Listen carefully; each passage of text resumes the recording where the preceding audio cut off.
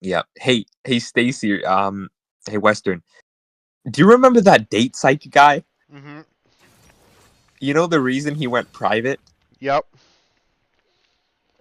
Like these are the types of people who are like Chad and Stacy are not obsessed with like thinking and posting Their about dating inkies their all dating day. lives are so Yeah, shit that they have to punch down on incels to yeah. cope.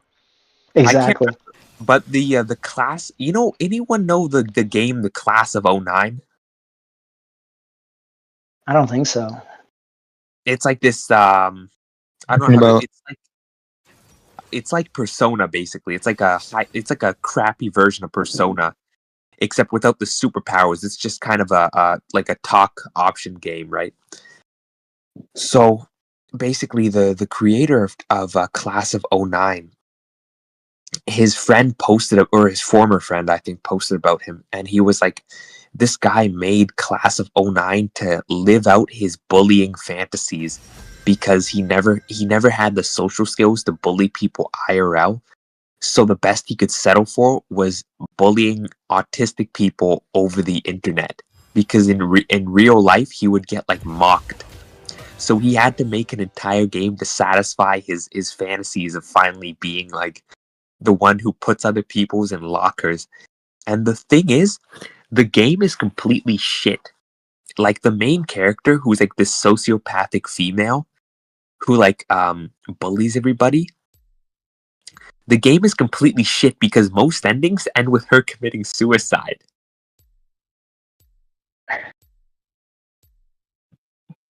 So is it supposed to be some sort of psychological thing? No, it's just like a game where you just oh, it's just weird because it's super popular and it's edgy, but in a cringe way. It it's fake has like edgy. the it It's has fake like edgy. the mid 2000s aesthetic, like Yeah, 2005's yeah. high They school made aesthetic. there's one character named Jeffrey who's like the classic like incel. Um, and he like there's one ending where he like does a school shooting, and he kills the main female, who the MC, and it's like she's always like making fun of him. Like that's one of the things that you can do. You just constantly poke fun at him.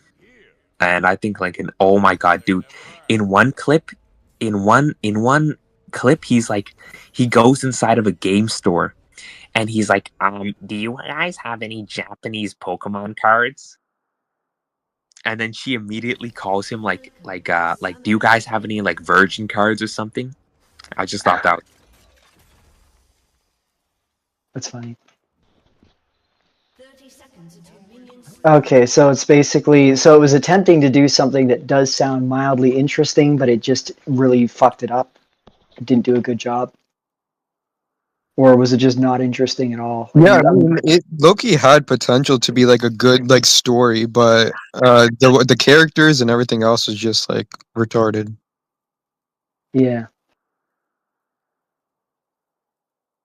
yeah, yeah, okay, No, but yeah, but I'm not surprised. The yeah. vicarious shit.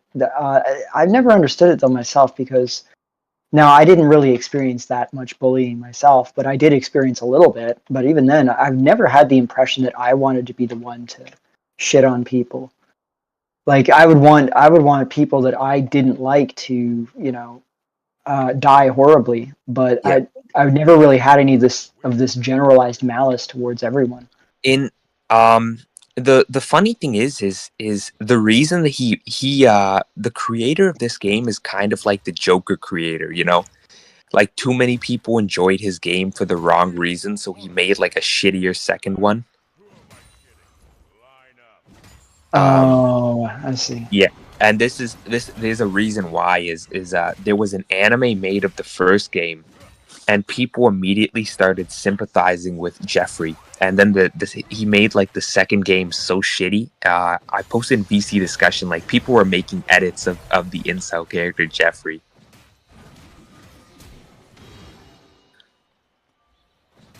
Oh, I see. Yeah, I have a, Jeffrey I edit. have a higher standard for my 2D appreciating. I can't get into that game. It looks like it came off fucking Newgrounds in 2003 or something. Yeah. Do you see it, Mercer? Yeah, I see it. Okay, so they made an anime version of it. Interesting.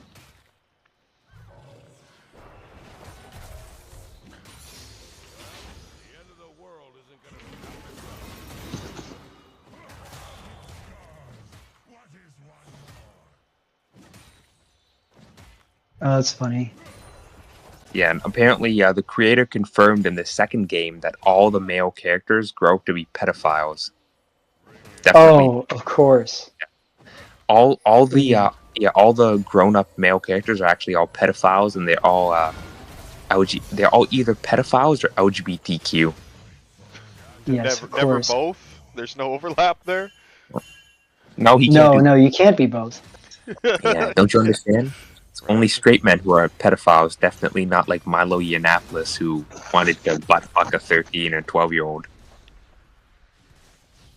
Yeah, no, that's okay. That's exploring your sexuality. That's perfectly legitimate. Is any Oh, kind of so- any kind of intercourse that could lead to procreation? That is what the problem is. Oh, they're definitely exploring something. I'm just not sure what. Yeah. And remember, This is interesting. if you're really desperate, you could just claim it's a sexual emergency. Yeah. Oh, remember the sexual emergency? Oh my god. Yeah. Hey, you know, they happen, and you have to accommodate these situations. There's some cultural misunderstandings. You know, they don't have any rent boys like they do in Afghanistan, so they had to make use of what they had. Yeah, you know, I just had a sexual emergency. If I couldn't stick it in some kind of hole, my penis was gonna explode. I was gonna die. Yeah. Hey, listen, sex is a human right, but only if you're a refugee.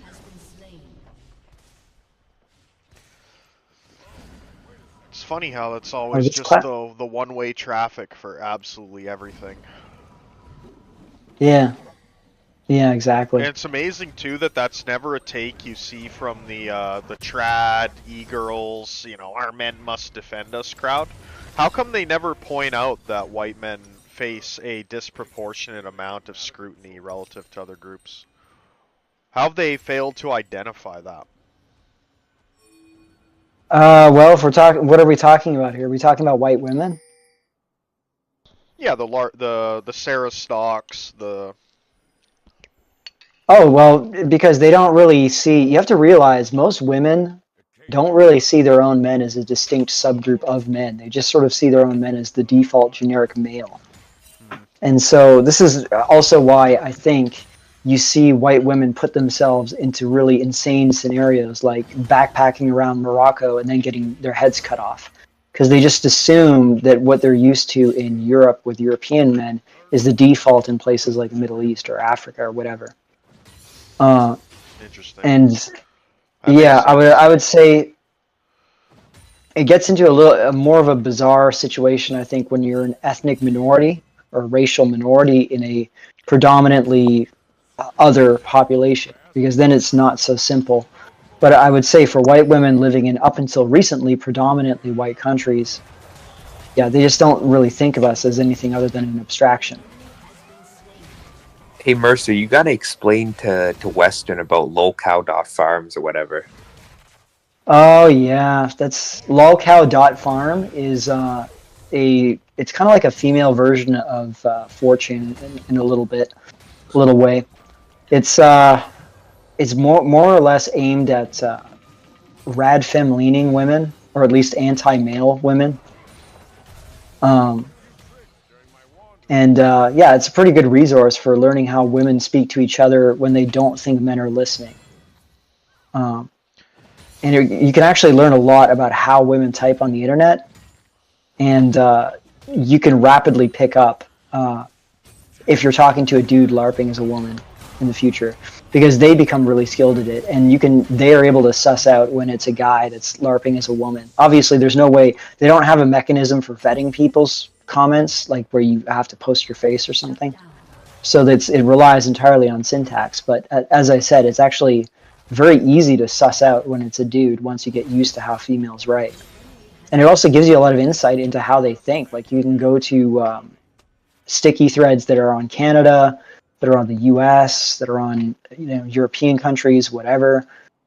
and you can get an idea of what at least the women in this subgroup are thinking as a whole, because you can, unlike with men, because men tend to be a lot more disagreeable than women, where like men will disagree on, and I mean that just in general, not necessarily in the personality type, where men will actively disagree with each other to a much greater degree, whereas for women, there's very much this attempt to fit into the consensus. So you can get an idea of what the consensus is in this circle of women on different positions. So like the consensus for women on this on lolcow.farm is that they're anti-migrant, largely due to believing that these migrants are misogynistic, but they also counter-signal anything race-related, like anything that could be adjacent to white nationalists or even like just more ethno-nationalists in general. They're also hostile to them because they see the ethno-nationalists as also being misogynistic towards women.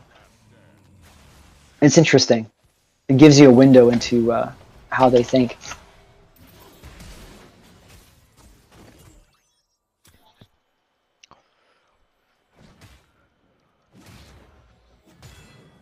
What do they think? Do they think white boys have been like partially cured of their misogyny, or how do they explain the discrepancy in behavior? Typically, they view all men as bad. What you'll sometimes see is because every race of woman sees their own man as the number one problem. That's one of the main impressions that you get. So typically what happens is you will have like ethnic women, let's say like Muslim background women or Indian women or Asian women, whatever, and they will shit on their own men as like among the worst men, and they'll explain, oh, this and this is why.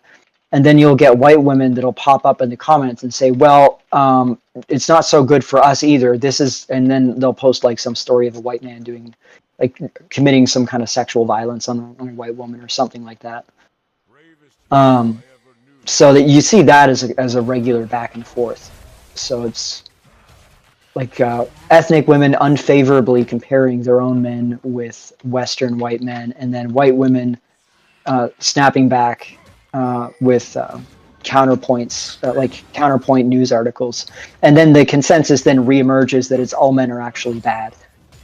And that even if some men are worse than others, all men are still bad. That's the general consensus that you get. Tell Weston about their gay porn addiction. No, I already Oh know yeah, about they this. love fucking... Female weebs are They- like obsessed with like Shota and Yaoi and shit. Like, Yes. we were reading this subreddit, this sub thread on one of the categories, and it was about female virgins, and it's like a mega thread for female virgins, and that it got infiltrated by these. They call themselves fujoshis, I think, and it refers to they're obsessed with like the female equivalent idealized- of Funny Groiper 1488. Yeah, kind of. They're obsessed with these homoerotic, romantic stories, fictional stories, where it's like anime homoeroticism. It's very peculiar.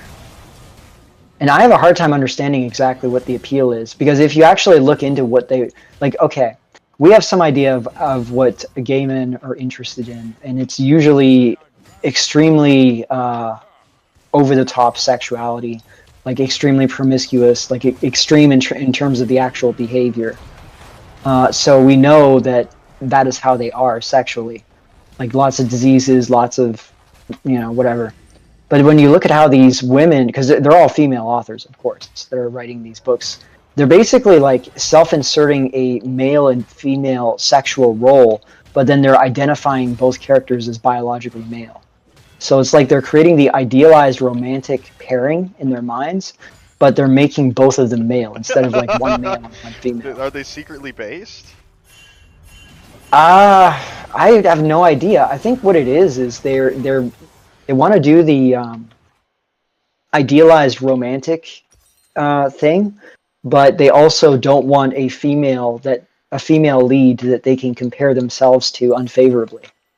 I think it's kind of like how, how in harem animes, you'll have The guy's protagonists. always a loser, so that other guys don't look at him and get jealous. They self-insert instead. Yeah, but another example would be you notice that in successful harem animes, there may be some female characters where there's more of a stronger connection to the MC than others, but generally speaking, you never really see the MC commit to any one of them. There's always like this ambiguity in the relationships between the female characters to the MC, and the goal for that is that it allows different characters who like, or different people, different guys who have a particular taste for a specific female character, to ship themselves like their male insert with that female character, but without the relationship being formalized and consummated in the actual canon. And I think it's something similar with these fujoshis, where they sort of, because the romance in the fujoshi is homosexual, there's no male female conjugal relationship there. It kind of makes them in their minds more pure, because you have to remember they're not perceiving these homosexual male relationships the way that actual gay men behave, right? They're basically it's like headcanon, where they're inserting male and female roles into these biologically male characters. So it's a way of kind of having like a romance plot, but without actual consummation and happily ever after with a female character that can't be abstracted away. It has something to do with that. I don't know if I'm making my argument here, but that's kind of how I see it. It's like a way of self-inserting.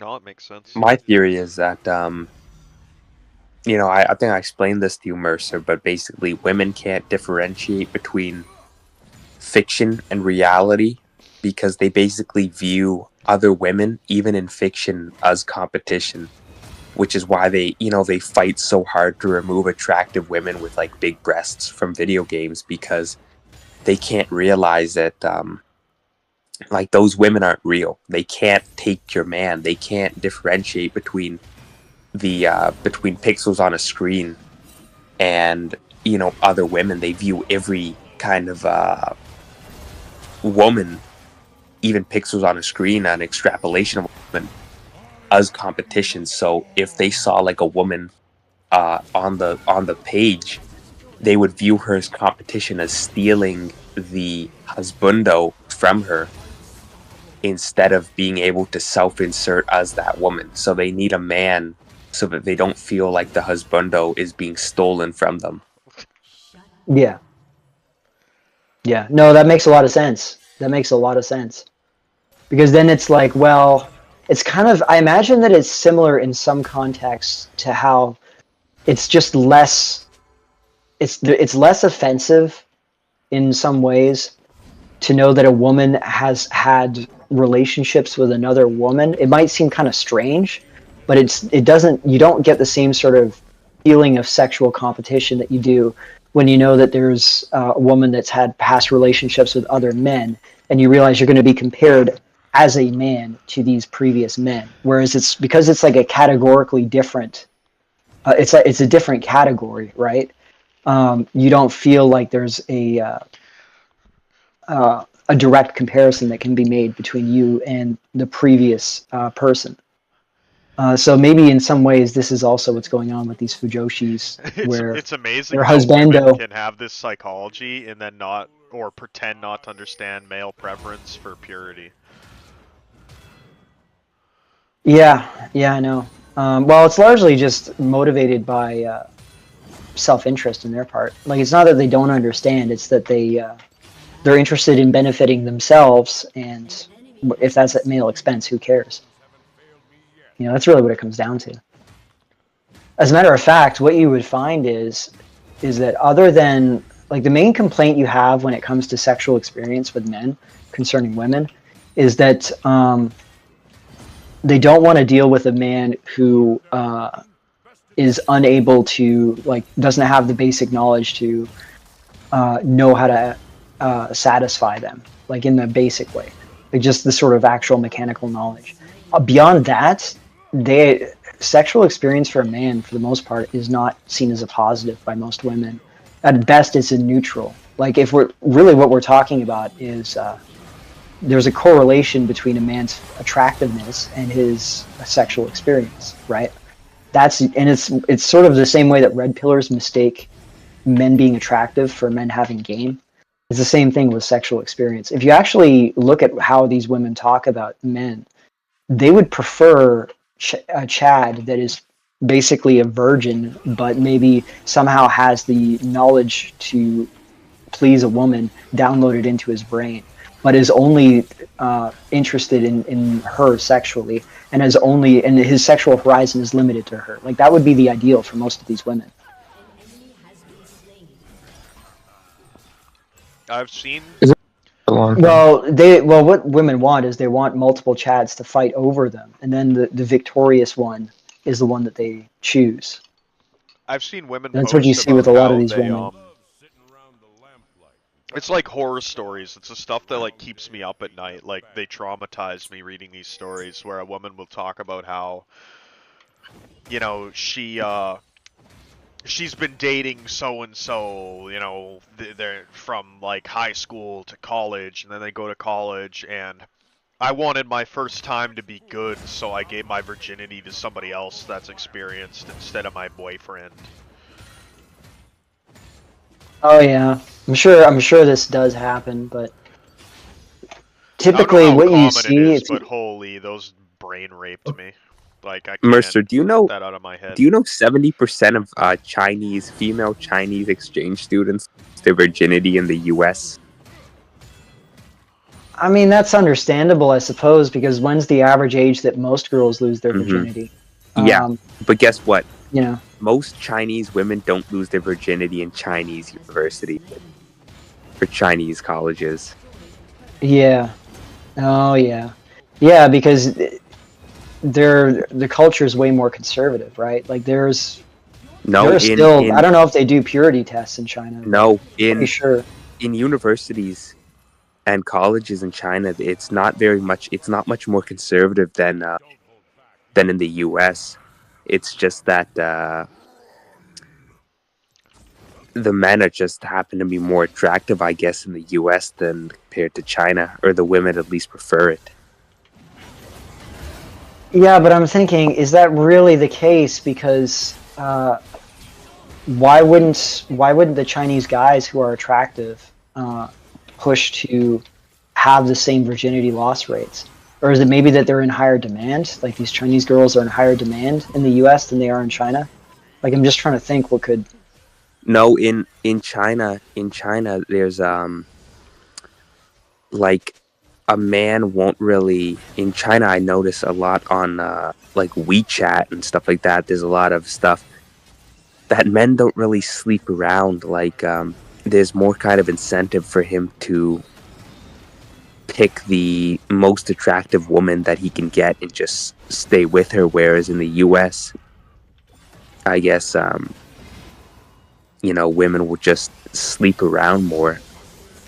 I guess the men will just sleep around more, but that still doesn't explain the disparity because, what the fuck is happening to... I know at least some of those women are banging like 50th percentile dudes.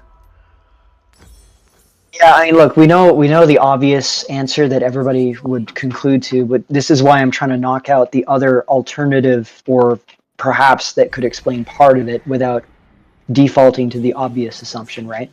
Like I'm trying to think of whatever alternatives could exist that could explain away this data.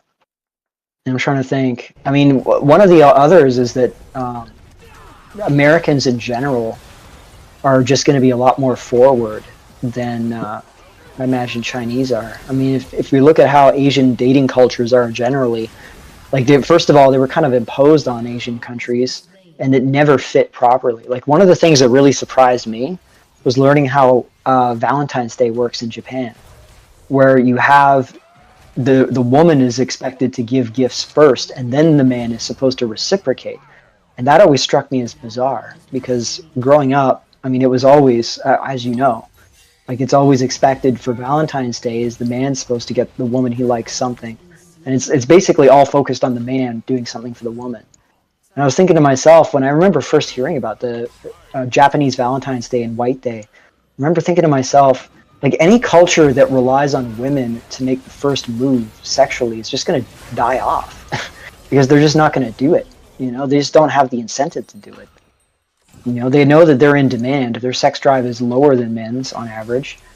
They can be more selective as a result. Men are going to have to really make the moves. Obviously, this was before Me Too and everything else that made talking to women in public actually rather dangerous. I'm talking like prior to that. So like when I first learned about the White Day in Japan, it was 2008, 2009, around then. And I was just shocked at how different that was. And it was like, well, I mean, they're always complaining about birth rates in Japan. You know, obviously nowadays it's kind of silly in hindsight, but at the time they were complaining about birth rates in Japan, and I was like, well, maybe this sort of this lack of agency is part of it. And I'm thinking maybe that plays a role in the case of China, where in addition to social norms being more rigid, perhaps in China, Chinese guys just may be less willing to be put themselves out there and push for that sort of thing. I think Maybe. it's just that I a don't lot of I Chinese think in women those- don't. I remember a study done on attractiveness in China, and it basically ruled like the one thing that women in China really don't find attractive Chinese guys is how kind of roundish their faces. Like their faces are too wide. And their ideal was like a more European skull type, where it's less kind of it's less circle, it's more like oval type. Genghis Khan warrior skulls only. Yeah, no, it's more like a European, like dolichocephalic skulls only. The Mongoloid skulls are like discriminated against because they make you look like a goddamn fucking panda. I actually like the Well, idea of their faces women was- approaching birth rates with standing. I think that Yo, eliminates so- so many issues. It'd be easier for us, but it definitely would make it so that there's going to be way less pairings that happen. Like the main reason why we're seeing drive down women in are relationships. inundated with approaches today, and it's not doing anything to make them have babies. Yeah, but there are other factors at play there as well. Right? Right? Yeah, The Asian dating culture is like it had its own until like the modern, even the Western medias and all that shit kind of corrupted it as well. So like in Japan, long before even fucking Western influence, it was like there's this thing called the confession. Like you're supposed to let the person that you have feeling towards know that they like you. And then if you've been told, then you're supposed to either respond. So there's this like whole zero ambiguity of like, oh, she likes me. She told me that she likes me. Now the ball's in my court. Do I like somebody else? Am I not interested in her? Then you just tell her I'm not interested. This You used know? to kind of happen in North America. Like, I remember when I was in high school, middle school, it was very often that, like, if you were in decent standing with girls, a girl wouldn't necessarily, at least for me, come up and, like, openly approach you, but she'd, like, send her friend as, like, an envoy to come, like, talk to you. No, I've had that shit happen to me too. And like in the West, it's so fucking indirect, and that's why you get these like situationships or like what are we? Like we've been fucking for the last 3 weeks, but we're not a couple. Like to me, that seems so fucking asinine. Like what is the point? You know? Like I'm literally dispensing my DNA into your DNA receptacle, but we're not a couple. Like, you know what I mean? It's just so retarded. I think part of women's liberation on- here has liberated them from any kind of responsibility like this. Yeah. Like What- No, I they mean, don't I they don't think have to it's do the anything to lift a finger is only insulting. modern. Yeah, this is like a modern fucking shit. Even let's say from the Anglo perspective, way back, you would like, make your intentions known as a male. Like, I would like to court you, I have to ask permission to your male guardian or whatever. Like this whole thing about like, oh, let's go on a date, and like, we just we ended up in his room and just fucking that night. Like, you know, I mean, it's good for Chads and good for guys that can, get it, but it's like it's not conducive to any kind of meaningful relationship.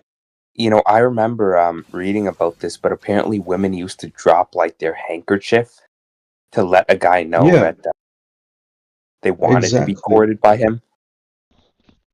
But So There was at least social etiquette, like and like, hey, even the whole thing about like let me buy you a drink, right? It's like it's a polite way of a guy saying, hey, I'm interested in you, that like.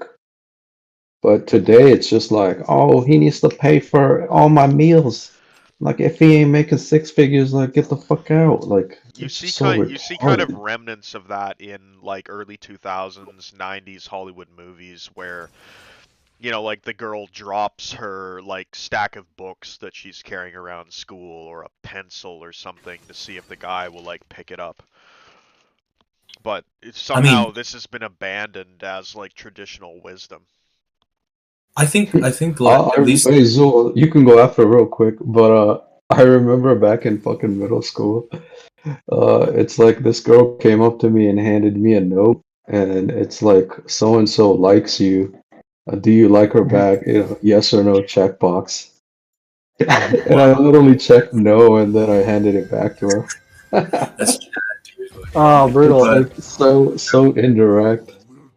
no, these I was just gonna say that like when I was on school as well, and I still notice this to this day. I think aren't women always the initiators, because even if it's Yeah, not extremely direct body language, such as like dropping a pencil or dropping books or things like that, maybe like in the context of their body language, the way they look at you, they show themselves to you basically in the context and say, "Hey, I'm here. Look at me. I'm available. I like you."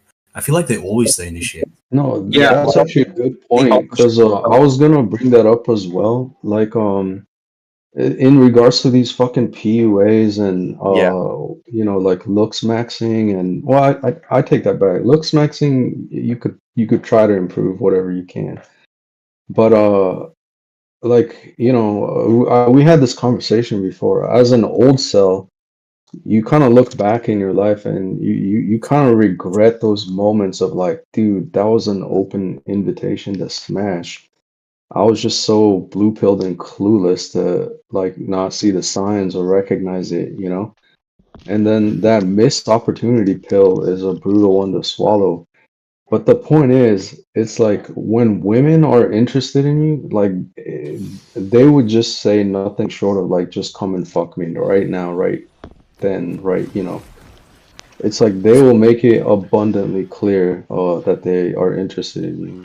Yeah, these And these these poor tards will have you believe that cavemen were going around fucking cold approaching, unga bunga, unga bunga, you know, trying to pick up the different women in their tribe. When in reality, these trad tards, these trad cuts will have you believe that men were always just like you'd have, imagine you were in the fucking 1800s, just fucking cold approaching women on the street. Like that's a good way to get fucking shot. Like in a duel, right? These retards will have you believe that men approaching women is the traditional thing. Dude, most women don't like most men. Like playing this numbers game faggotry is only a modern invention. In reality, like the woman chooses you and then gives you the pass to approach her. It's not like yeah, the you're keys just to gonna that. go fucking harassing Yeah. women on the street and then you go get fucking thrown underneath the jail by a cop.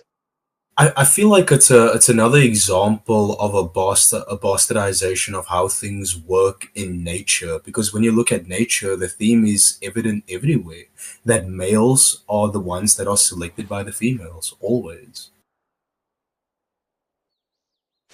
And yeah, like we just have this idea that, oh yeah, it's different for human beings, but I don't think so. Well, I don't think Even it's even I from don't think it's that. It's part of absolving women of any responsibility because if you never admit that women like initiate these things, then the woman never has to take responsibility for any of it. She never has to admit that she initiated with that guy, that she picked it, that was her decision and it turned out badly. yeah, yeah, I can see that too. Like when women Yeah, when that's women pick part of modern pick, programming. when women pick like a wife beater, right? Yeah. Back then, you could point, oh, you dropped your handkerchief. You wanted him. Like you let him approach you. But now they can just say, oh, he manipulated me and then he beat the shit out of me. I had no I didn't idea. see it coming. Yeah, I had no idea. I couldn't see his left or right hand coming, man. He came out of nowhere, Yeah. popped up. He just popped up out of nowhere. He just started beating the shit out of me. We've forgotten how reproduction works because to admit how it happens is to give women agency in their outcomes, and women don't want that. It was always about female choice. Yeah. It was like it's like all those baptards, don't take seriously what the gods made for fun. It's like, holy shit, shut the fuck up, you fucking Jew like retard. Like, you're so fucking stupid. What do you mean don't take them seriously? Like, what do you mean don't take them seriously? If a fucking kid has a gun pointed to your head, you're gonna fucking take him seriously. It doesn't matter how fucking stupid they are. And they're not as stupid as you think they are. They know what they're doing. They have fucking voting rights. They've been purposely fucking up everything for the past, fucking 70 goddamn years. Like, don't take them seriously. Are you fucking stupid? That's like saying don't fucking take, like imagine, like, a 5-year-old has a gun pointed to your head, and you're saying, oh, but they're just a 5-year-old. Don't take them seriously. Yeah, it's a recipe for things going very badly for you. Yeah, I mean, they're gay Jews, right? Emphasis on the gay. These guys have no relevance when it comes to women, so they could say whatever they want. It doesn't affect them. Yeah, if anything, Maybe the making reason why they situation relate worse. Is that? Yeah, and then Maybe the one reason. thing to add for the rice dating market, it's all fucked, just as the Western. Even in China, like there's no like, oh, I mean, a little bit of traditionalism still exists, probably still like middle school or high school, but like out in the real world, it's like bitches are having one night stands here and there. They're picking up Chad off of Tinder, left and right. Yeah, it's no fucking different. About You know, the purity thing that you were talking about, Mercer, I just thought about something that might be a correlation to that. Because when you talk to Chads and Chad lights, it is extremely common, more than 50% of the time, that when they were younger, some female molested them. Do you think that's a correlation, that they want that sort of purity? They want that pure Chad, someone with no experience? It's plausible. I do think that when you look at female school predators, the ones that do not go after like the sports jocks, Chads, and just get fucked, the ones that become like obsessed with whatever kid that they're pursuing, and usually where the kid's a little bit younger, usually not super young, but they'll be like 14 maybe, and they'll maybe be halfway through puberty, perhaps.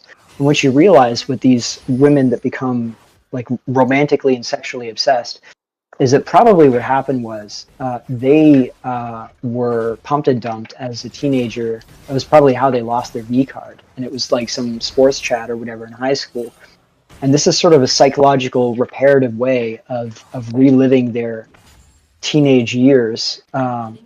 and like having whatever they imagine their ideal teen love should be, and sort of coming at it from a position of authority as the teacher, therefore being able to arrange everything in the way that you want due to having power in the situation, due to being the adult. On the I don't really think that plays a role. topic of, Oh, wait, real quick. the Bachelor.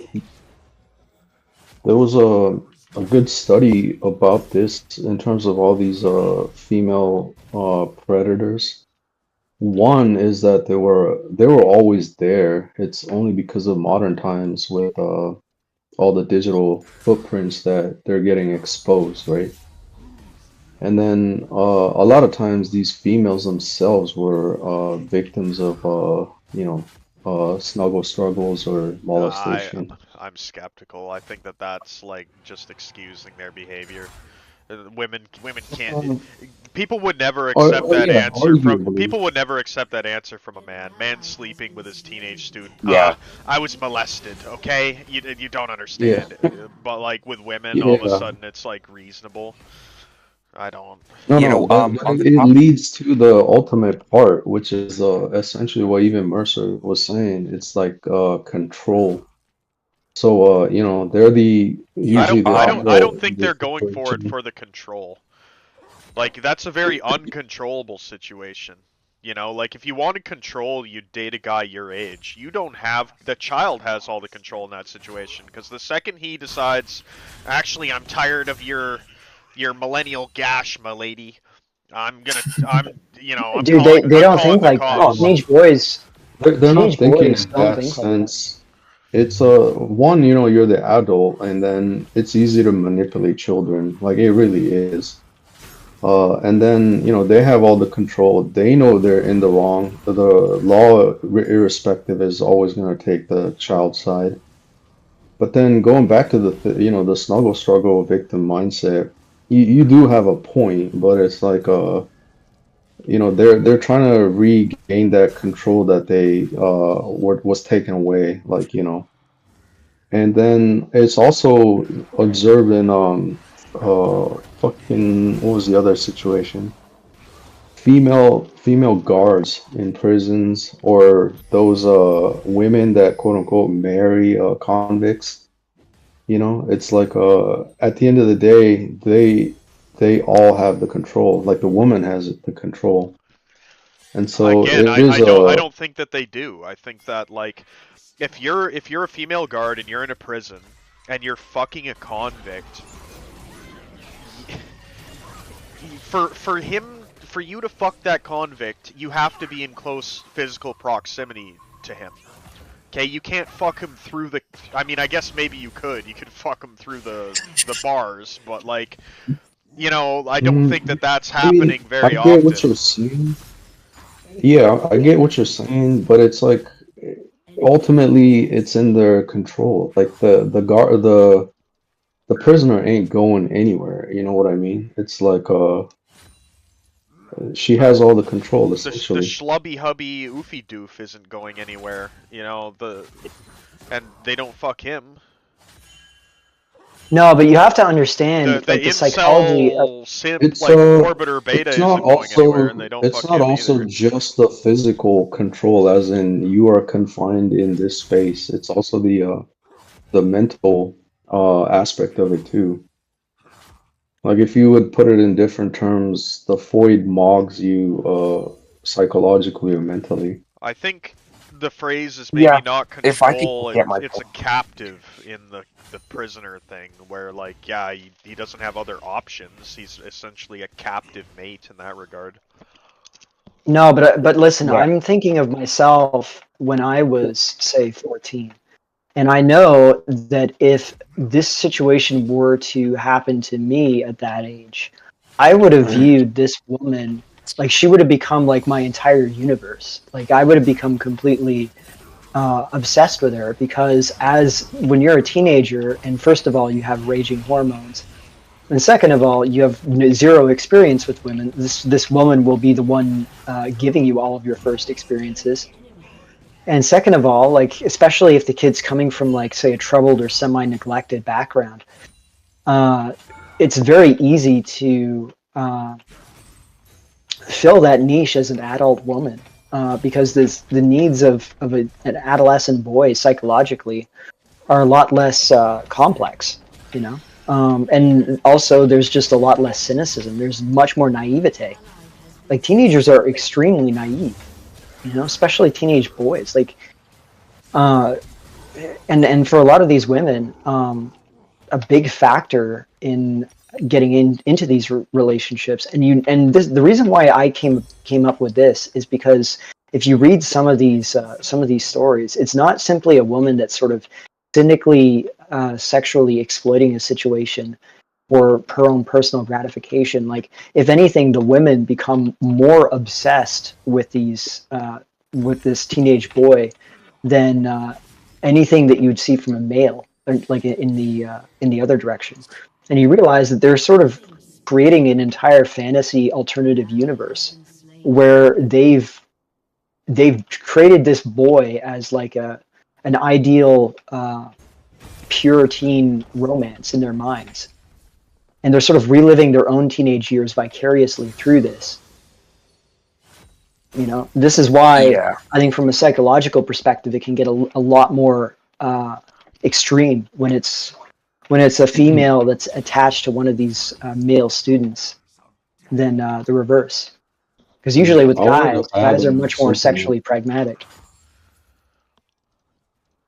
Yeah, I was gonna add something too. I watch this YouTuber called RPM, and he basically highlights all these basically men going ER on their GFs or waifus. And you know, obviously we all know like the waifu pushed too many buttons. You know, even a 70-year-old guy is like, yeah, fuck this bitch. I'm gonna take the 3 meals in a hot cop prison as a retirement plan, and just like murks the wife. But anyhow, one of the topics that he talks about is this dynamic of older women, younger male couples. And you know, after listening to hundreds of articles like on these topics of you know, bitches getting murked by their significant other, and in the cases of younger male, older female couple, it's like it was all about the control, right? Like this hood nigger's out of prison, he doesn't have a job, he's staying with her. You know, like she enjoys that like control over him, you know.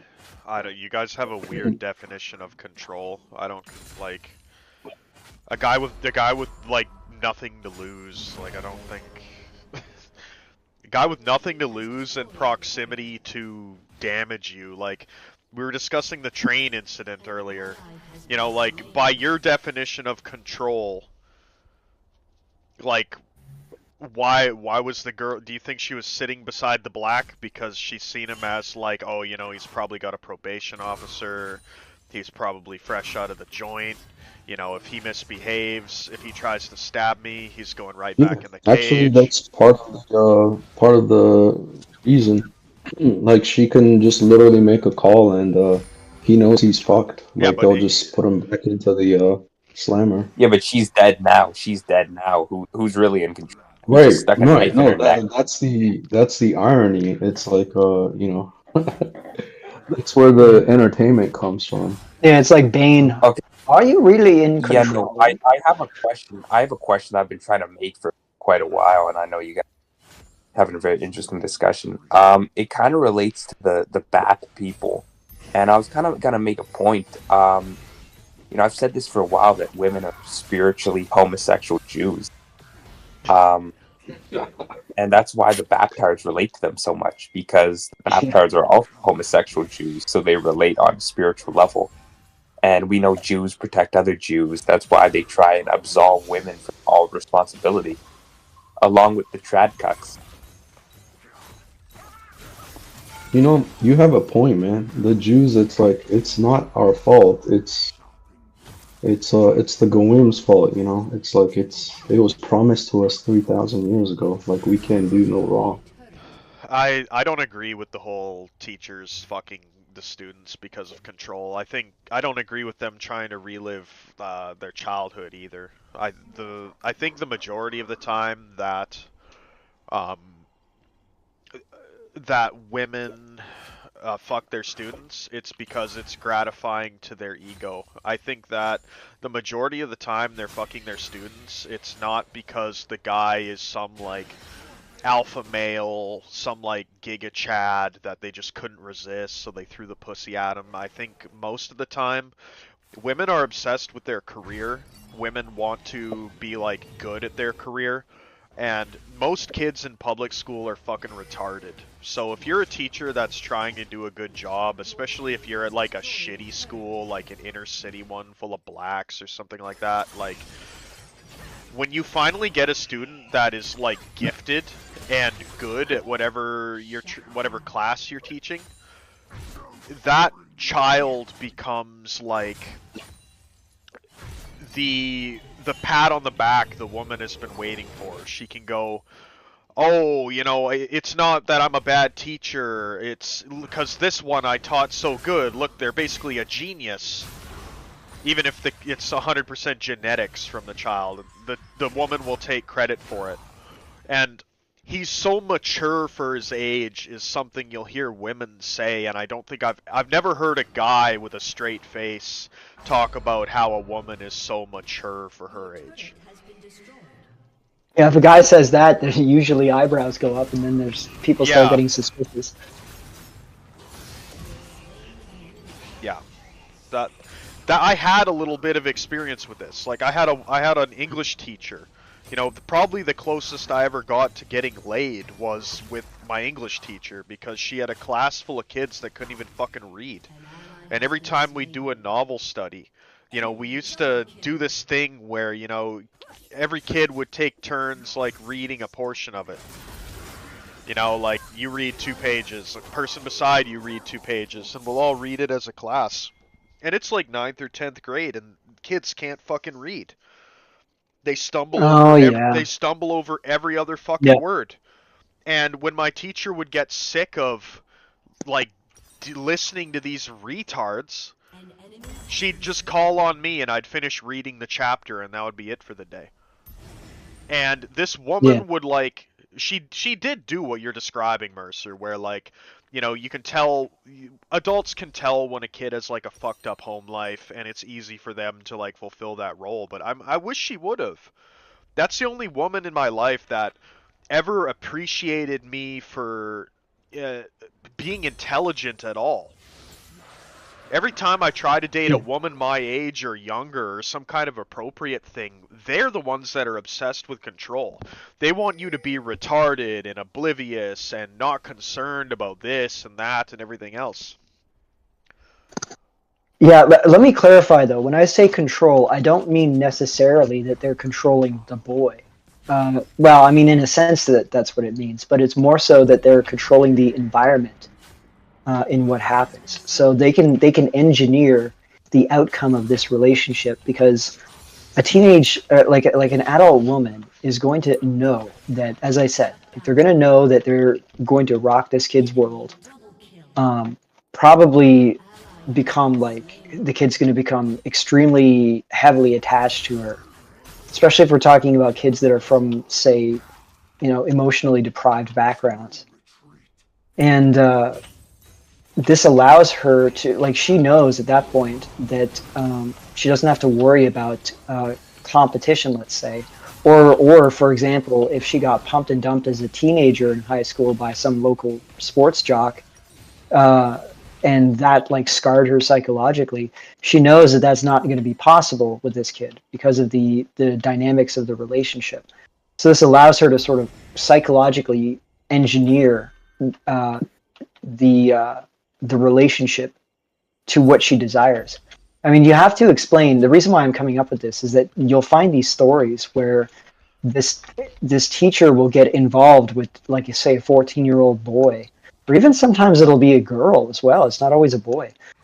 And she'll become so obsessed that they'll get her social media records, and she'll have like 3,000 messages or something over the course of a relatively short period of time, and like literally like hours long calls, like every single moment that's not either working or sleeping, she's like involved with this kid, and it's like an obsessiveness that is very difficult to explain in another way. Like if this was just about personal gratification, that level of obsession, it seems very extreme. You know how like You know, a lot of incels are really obsessed with teenage love and they feel like they missed out. I think these women, even though they had sex and they probably dated in high school, but they got pump and dumped and they didn't have like the female version, female ideal of a teenage love. So I can see why they would want to recreate that with like these kids. Because they also That's exactly what I'm going feel for. missed You're right, out. 100%. Yeah. I yeah. don't know. Also, they're not back in the they're not picking some like ideal guy. They're not picking a guy that can like afford to take them to prom and buy a fucking limo for grad and all this other shit. So it doesn't seem like they're aiming for this kind of idealized like thing for me. I don't. These. Why would women can find a guy that is like an adult to do this sort of thing with? Yeah, but you're missing the I'm whole not missing the psychological point. I'm motivation. hung up. That's where I'm stunted myself. Like I'm hard stuck at. I'm mentally a 14-year-old boy still. I never got past like square one when it came to dating. So I am that woman, but the male version, and I just don't. I think that I think the woman like she gets off like she gratifies herself by basically proving to herself that she's like still desirable at that age to like a young boy. I think honestly that's what they're getting themselves off to. I think like they're like, oh, I'm 40 years old, but I've still got it. You know, this like 16-year-old wants to like fuck me or something like that. They get off to that. Yeah, but they get off to the emotional enmeshment. I don't think it's emotional at all. I think maybe they're in competition with the females in their class. I could see that. You know, they want to feel like they're more attractive than their female students. So they like take a guy from them. I think so much of it is ego. I don't think that it's like, oh, this wounded little female bird is just trying to recapture her lost youth. I think it's ego in almost every single case. It's so strong. The famous case was this bitch from the 90s, Mary Kay Letourneau. And she was like in love with this I think it was like Samoan kid, like fucking jungle nigga rice kid. And get this, she's married to a white husband and had like 3 kids of her own.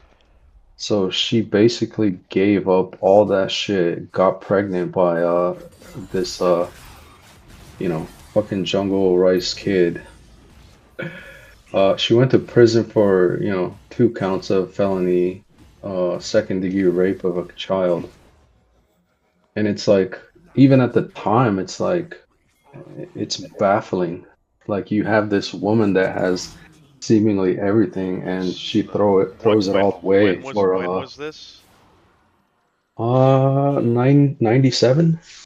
I think it's ego again.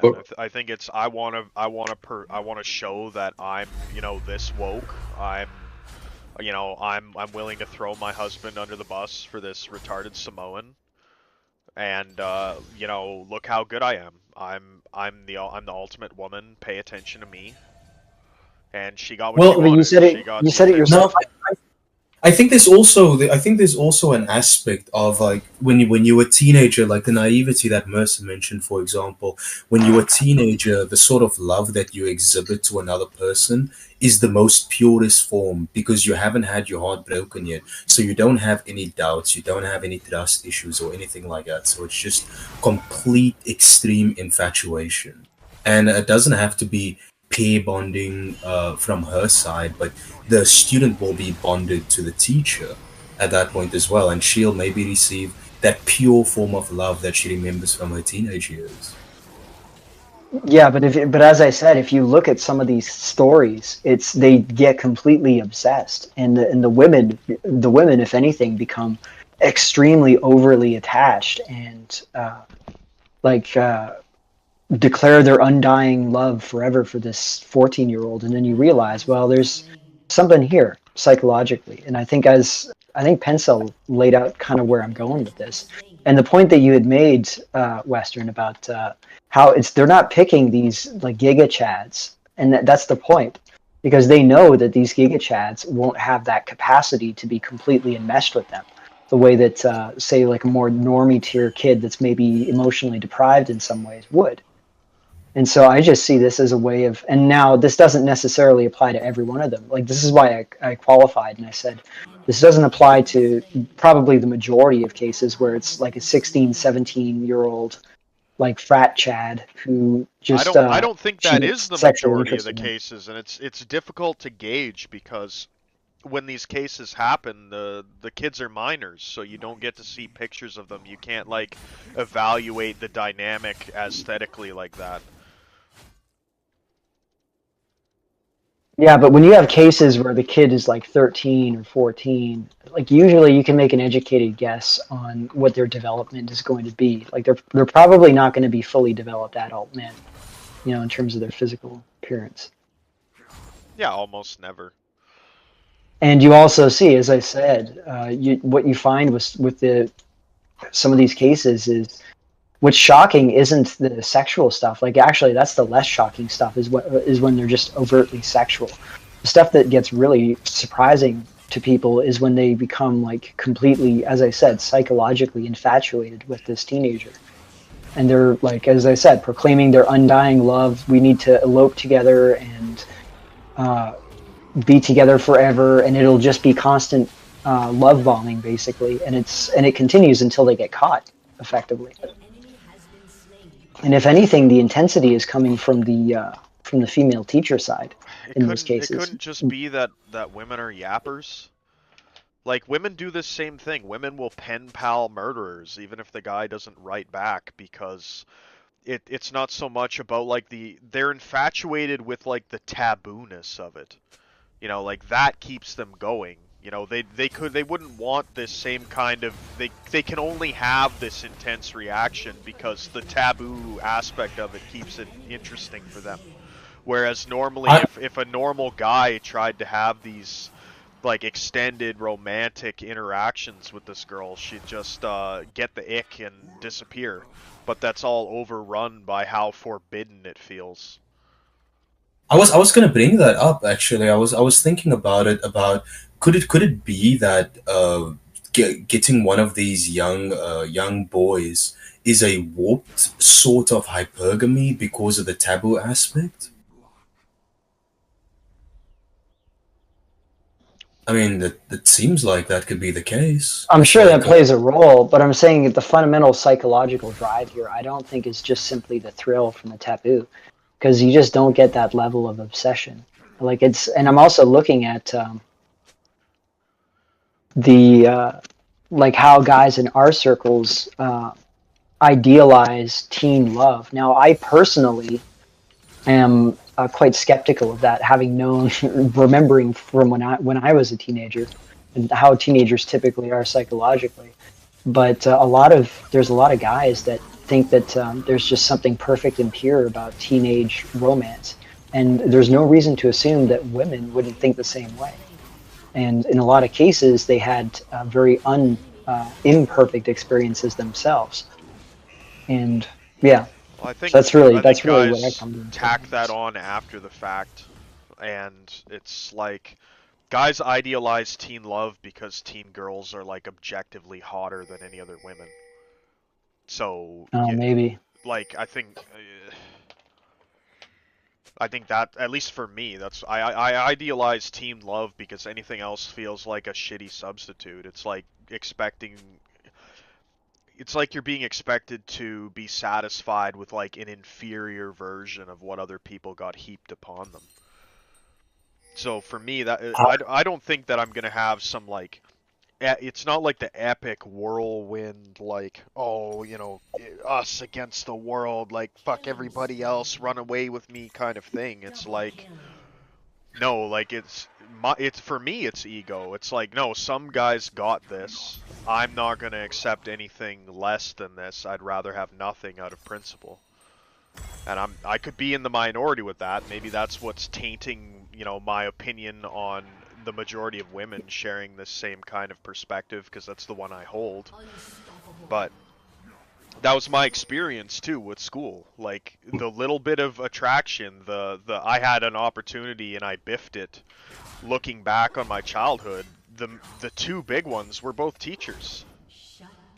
And it was because I was their, like, prized honor student that made them feel, like, gratified. You know, they could pat themselves on the back and go, I did this. I taught, I made this. I'm the best. From what I've read of women talk, because there's a woman on 4chan that did, like, a big write-up about female pedophiles. And she talked about how she, like, had a friend group that was full of them, and these women would, like, kind of talk openly about it because it wasn't something that they really felt, that they had to conceal too much. And I'm suspicious of that. I'm suspicious. I would need to see proof that this is a female. yeah, I mean, what she was saying at least made sense to me, and she was saying that for a lot of them, it was like the women wanted to be the, like, core memory of the kid. They wanted to always be associated in his mind with sex. They wanted to teach him and, like, train him and make sure that, like, he was good for, like, future girls. Yeah, I don't know, man. That sounds a little bit like if you're looking up a teenager versus teacher hentai. It sounds a little bit wish fulfillment, because that's sort of what I think of when I think of fantasize if I was getting molested by a hot teacher. That's what I would want her to tell me. Well, it wasn't hot teacher situations that she was talking about. Most of what allegedly she was talking about was like her friend group, like molesting other girls, like younger brothers, when they'd have sleepovers and stuff. Yeah, it wouldn't just be teachers, though. I'm just saying, like, anything that in that sort of context where it's like older woman seduces younger boy, like that kind of mentality. Because I can tell you right now, first of all, like, the reason why I'm skeptical is because knowing women, you have to realize that women develop a Westermark effect towards men that are younger than them, especially substantially younger, to a much stronger degree than men do towards women. To the extent that if you look at where most of the outrage and demands for arresting and charging these female teachers and other whatever that get sexually involved with underage students, if you look at where the driver to go after these women come from, it doesn't come from guys. It doesn't even come from the fathers, typically. It comes from the mothers. It comes from women that have those sons that are in that age range that are horrified by it. Like, that's where most of the outrage comes from. So I'd have a hard time believing that women would just be tolerant of that in the way that Well, I don't think men would in be the tolerant of it either. examples given, they weren't mothers, so perhaps they don't have the parental instinct that would get triggered and that sort of thing. Yeah, but the women also have a tendency to be much more oriented towards what is socially acceptable or not. Men are more willing to pursue our desires, regardless of how they're socially perceived. I have a lot of suspicion. I don't agree. I mean, I can understand being suspicious about that, but I disagree with that last bit too. Like, women openly lust after, like, murderers. They talk about how they, like, love their rapist. There's more conjugal visits than there are legal places of prostitution. Like, this idea that women care more about like social approval, I think that non-sexually speaking, sure, you know, when they're gaming some sort of social system, but I think their sexual preferences easily override any kind of obsession with social norms, and a lot of times the social norms are like counterintuitive and push the woman towards something because it's like the forbidden fruit for her. Yeah, but we're talking about women. First of all, it's a certain minority of women that would be going after criminals and stuff. That is a thing, all right. But when and sort of the I had sex with my rapist sort of thing. Whenever you see those stories pop up, though, you never see them say this and say like, I'm justifying this as a good thing. What they do is they come up with some code for why they're doing it. Like they have to moralize it in some way. Whenever you see women engaging in some kind of degeneracy, they have to moralize it. They have to come up with an explanation that's morally sound to their ears, even if it's a stupid explanation. You will see guys like if you catch a guy doing something. What they're saying with these things? Oh yeah, I do. You don't actually think that they're just like, like women up are appearances and doing that for like the benefit of other people to try and like maintain some form of purity? No, I mean look at what women are able to convince themselves of. Like look at astrology. Well, Look at I think I mean look we're at gonna healing crystals. we're gonna differ here, but I believe in astrology. I think that Okay, well there you go. I can't touch on astrology then, but I mean look, they'll believe a lot of things that are not demonstrable empirically. I'll put it that way. They'll believe in a lot of stuff that like healing crystals. They'll believe in like what's that thing that Oprah Winfrey talked about? The power of something or other. I forget the name of it. well, like manifestation. Yeah, like where you can manifest, like subliminals. That's another one that they love. Like women are able to believe shit that there's no direct evidence for, and they have no cognitive dissonance. With manifestation, the double-blind slit experiment, proves though that mind is greater than matter. So in your mind, well, the double-blind split experiment demonstrates that matter collapses from a wave function into a particle function when it is observed. That doesn't indicate that the observer themselves is causing it. It indicates that when a particle is observed, it has to collapse. It's no longer a probabilistic particle. It has a definite path at that point. Yeah, but until it's explained how that's happening, I think it's fair to say that you can kind of infer from it that human belief and paying attention to things can affect stuff, even if it has like a non-woo-woo explanation. Well, sure. I mean, you could say I would never say that there's zero reason. Like I would never explicitly say none of these things are possible. But I would say that women are willing to accept ideas without any cynicism or criticism of them. Like they're just willing to sort of uncritically accept things. And I would argue that this also applies to their copes, their psychological copes, when they are attracted to criminals or whatever. They'll come up with some sort of rationalization that explains their preference in whatever way. Like you see this with pretty much everything with women. Like think about how women, unlike men will just admit, okay, we don't find fat women attractive. Okay, we'll just admit that. Okay. And we'll say, is that shallow? Maybe it is. Maybe it's superficial, but it is just what it is. All right. Whereas with women, if you look at how they talk about things like looks or height, it's always some kind of dissimulation. It's always some kind of explaining. No. I disagree with you, Melissa, because maybe what you're saying was more relevant in the past, where they had to be more conformist and so forth. But things have changed drastically, dude. Women are literally, I can show you videos of women literally saying that, hey, if she's 5'2", she's not obligated to be with you if you're not 6 foot and all of that. No, listen, I agree. But the reason why that is the case, now I agree, that was always their preference. Okay. But the reason why they felt like they had to dissimulate this was because of the social judgment that would go against them as being shallow and being superficial. So this would reflect badly on them compared to other people according to their own worldview, like their own moral framework. So they had to come up with rationalizations. So it'd be like, oh, well, I'm attracted to every height in a guy. It just so happens that all my ex-boyfriends are over 6 feet tall.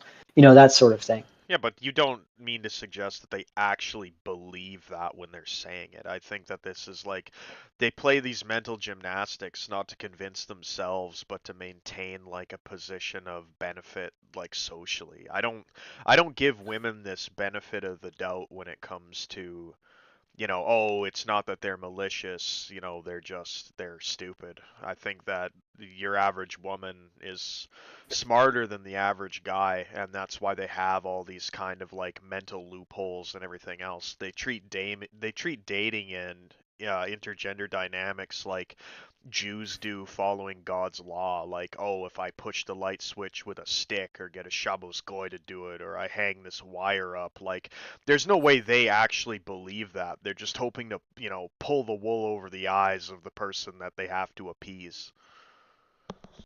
Well, yeah, but the thing is with women is they don't have an objective understanding of truth that men have. Like their understanding of truth is very subjective, and it's relative. So you'll have women, like you'll have men that what men typically do is when we are confronted with something that's an undeniable reality, and we're not able to overcome it with alternative data points. Like if whatever pattern or whatever statement, whatever is just empirically demonstrated to be true, we resign and then we rebuild our worldview around this new data point. The way that women work, it's almost the opposite, where women will conform their beliefs about the world. They'll bend the objectivity of the world around how they would prefer the world to look. I mean, and this is why reasoning with a guys woman do is that too. impossible. Like, look at our mutual criticisms of the Wignac community. Those guys don't want to accept like that white women have any hand in the way things have turned out. Like you can show them any amount of information, and like despite them being male, they're just gonna like throw a tantrum about it. Yeah, So I think basically, like, they interpret truth. They interpret truth in the exact same manner as Jews, but we don't give Jews the same break. Yeah, like I think you giving them the benefit of the doubt way too much, man. So I think they know what they're doing. Well, who says that there's a benefit of the doubt here? I'm not saying that. Like I'm saying, this is their actual preference. However, the rationalization is occurring on a low enough level that it's not like they're aware. They're not thinking, "Oh shit, I am only sexually attracted to guys that are this tall or whatever. So I need to come up with an explanation to sell to the other people around me so that I don't look like I'm a shallow cunt." Like they don't think that that's not their cognitive process. Are we sure Their about cognitive that? process. Are we yes, sure? 100%. How can we know? And the thing is, I would make the same argument about Jews towards, for example, Israel, in the sense that their actual, it's called self-deception. Okay. And there's Kevin McDonald wrote an entire paragraph, an entire chapter in his book Culture of Critique on Jewish self-deception, where they're able to genuinely convince themselves of the universality of positions that are uniquely advantageous to Jews. So they'll come up with copes, and they'll sincerely believe them.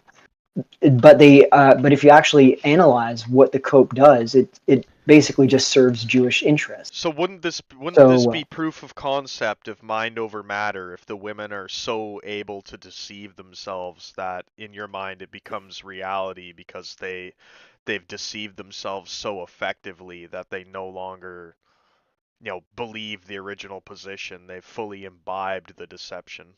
That is their reality now. Their mind is so powerful. Well, you could say it's their reality, but it is not reality though.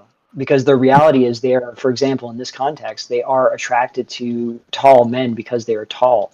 They're not attracted to tall men because of their personalities or because short men have Napoleon complex. These are just the rationalizations that they run through their heads, because if they were to accept that they're simply sexually attracted to this physical feature exclusively, or they're repulsed. I shouldn't say that they're just sexually attracted to being tall. It's more like they're repulsed by short men. If they were to accept that, they would then have to accept the logical conclusion that therefore they are shallow and superficial.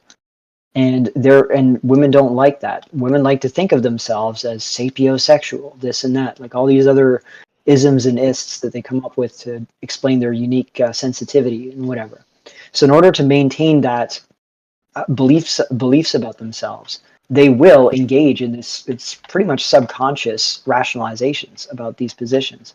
And yes, you are correct that they will believe in their minds. Like if you poll them, if you were able to do a lie detector test on them, a lot of these women would probably pass these lie detector tests. But if they were asked, like, are you attracted to tall men because they're tall, or are you attracted to tall men because of their personalities or whatever, you know what I mean? Like, I guarantee you, a good chunk of these women, probably most of these women, would pass that lie detector test because they sincerely believe that's the reason why they're attracted to them.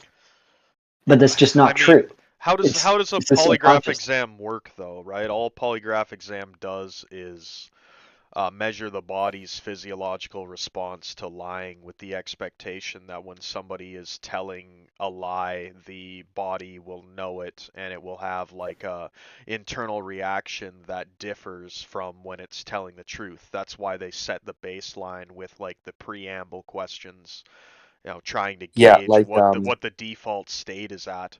It could just be that women are very comfortable lying. You know, like they're yeah. The point about the polygraph test. So I'm not saying the whole thing about the polygraph test. The point I'm trying to make is that they do sincerely believe this shit. It's not simply that it's. Now, I suppose you could say, well, you can't definitively say that because you're not in all women's heads, which I suppose is true.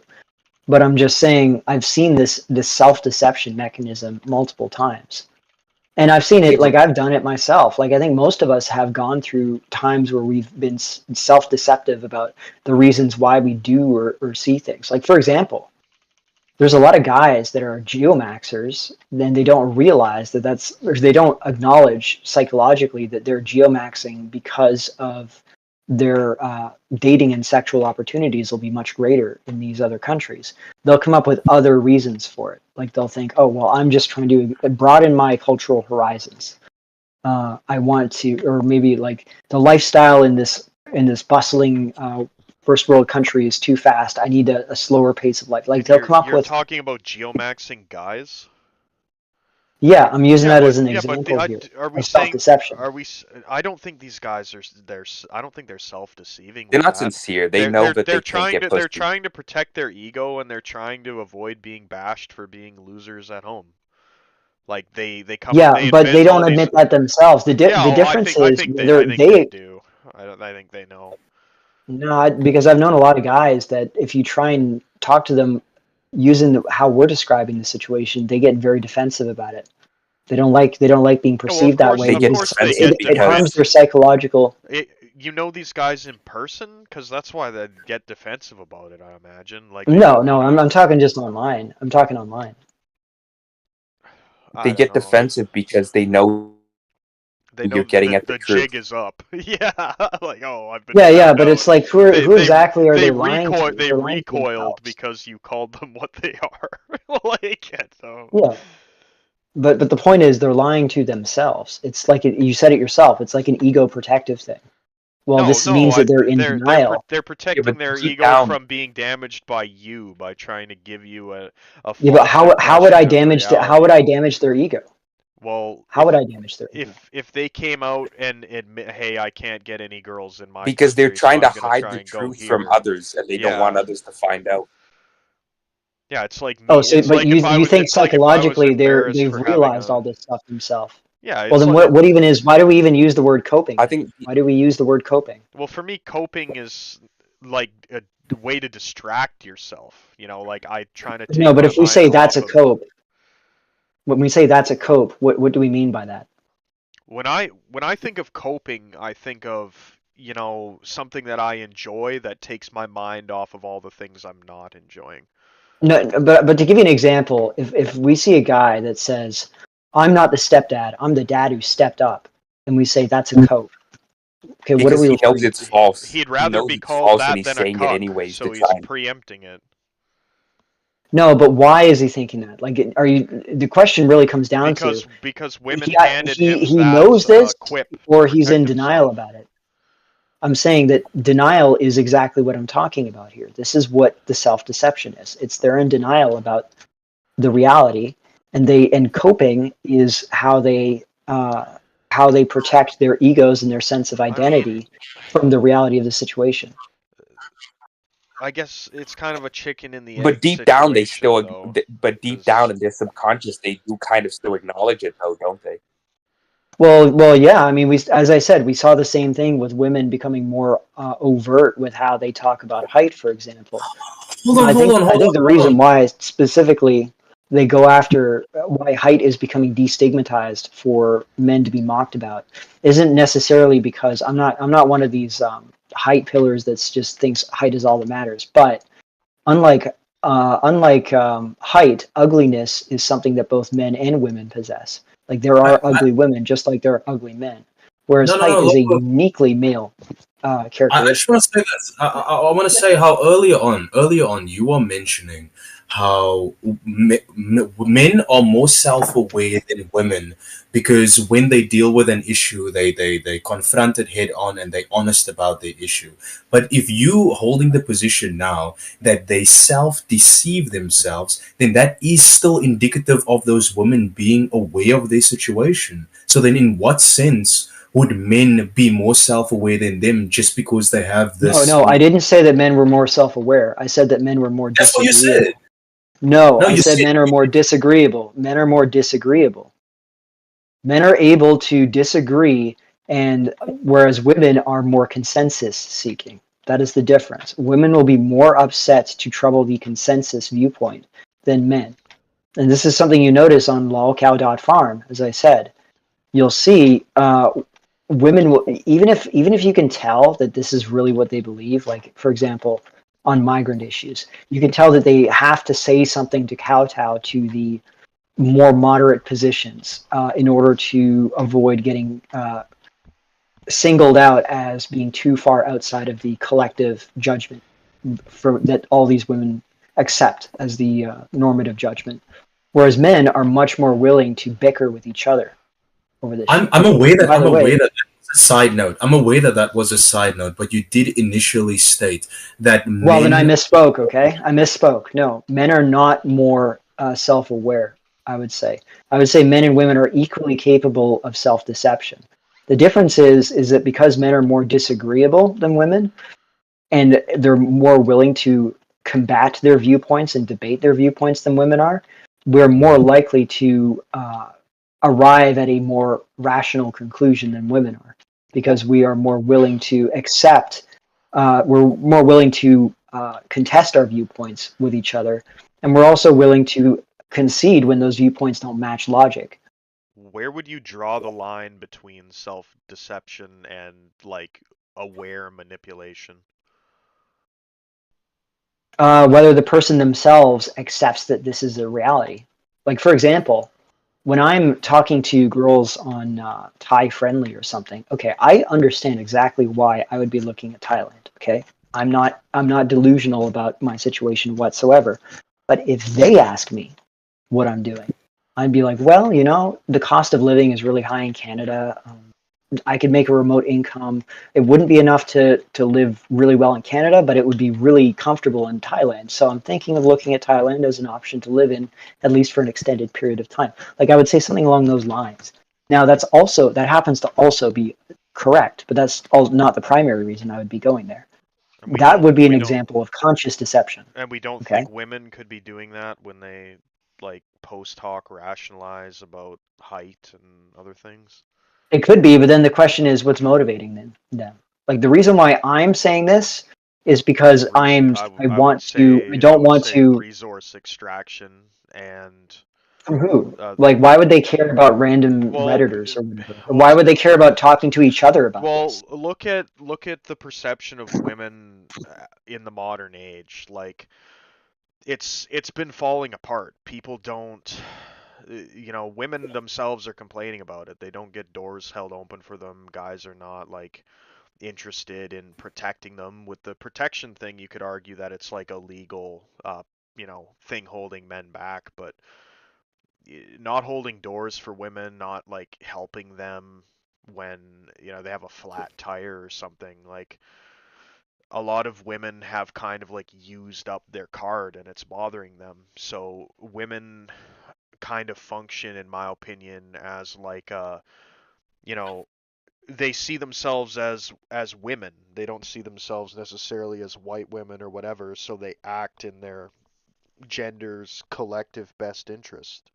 So when they're Okay, giving yeah, when I they're can agree giving with that. these answers, they're like PR type answers. They want to maintain the public perception of womanhood as high as possible so that they have the best like bartering positions. So they don't want it to become common knowledge that, a portion or a significant portion of women have these preferences that have like perverse incentives for men's behavior, because then if guys knew the score, if Yeah, guys knew that they were out of the game because of some immutable trait that they have, like they're too short or they're autistic, guys are logical, at least more so when it comes to these kind of, like, a guy will just drop out. A guy will just go, okay, well, I can't compete. I have no way of winning here, so I'm gonna cope. That's what women don't Yeah, want. Women yeah, want but I to think you're be. overestimating the average woman here, though. Like you're I don't. overestimating their ability to think to I think don't. on these kind of I don't. scales. I don't think. I think it's biological, like just reaction. Like I don't think in their head they're going, "Oh, I need to defend women as a whole." But the women that were not, like the women's genes that proliferated were genes that trended towards this kind of in-group gender preference I because in-group bias. yeah, that's what I Well, think. wait, So wait, they though. they're like, Ask yourself this, though. Ask yourself this. If okay, what I described as genuine self-deception, where they're able to convince themselves of beliefs that are convenient to them but are fundamentally not true. So, as I said, like that personality matters more than height, as an example.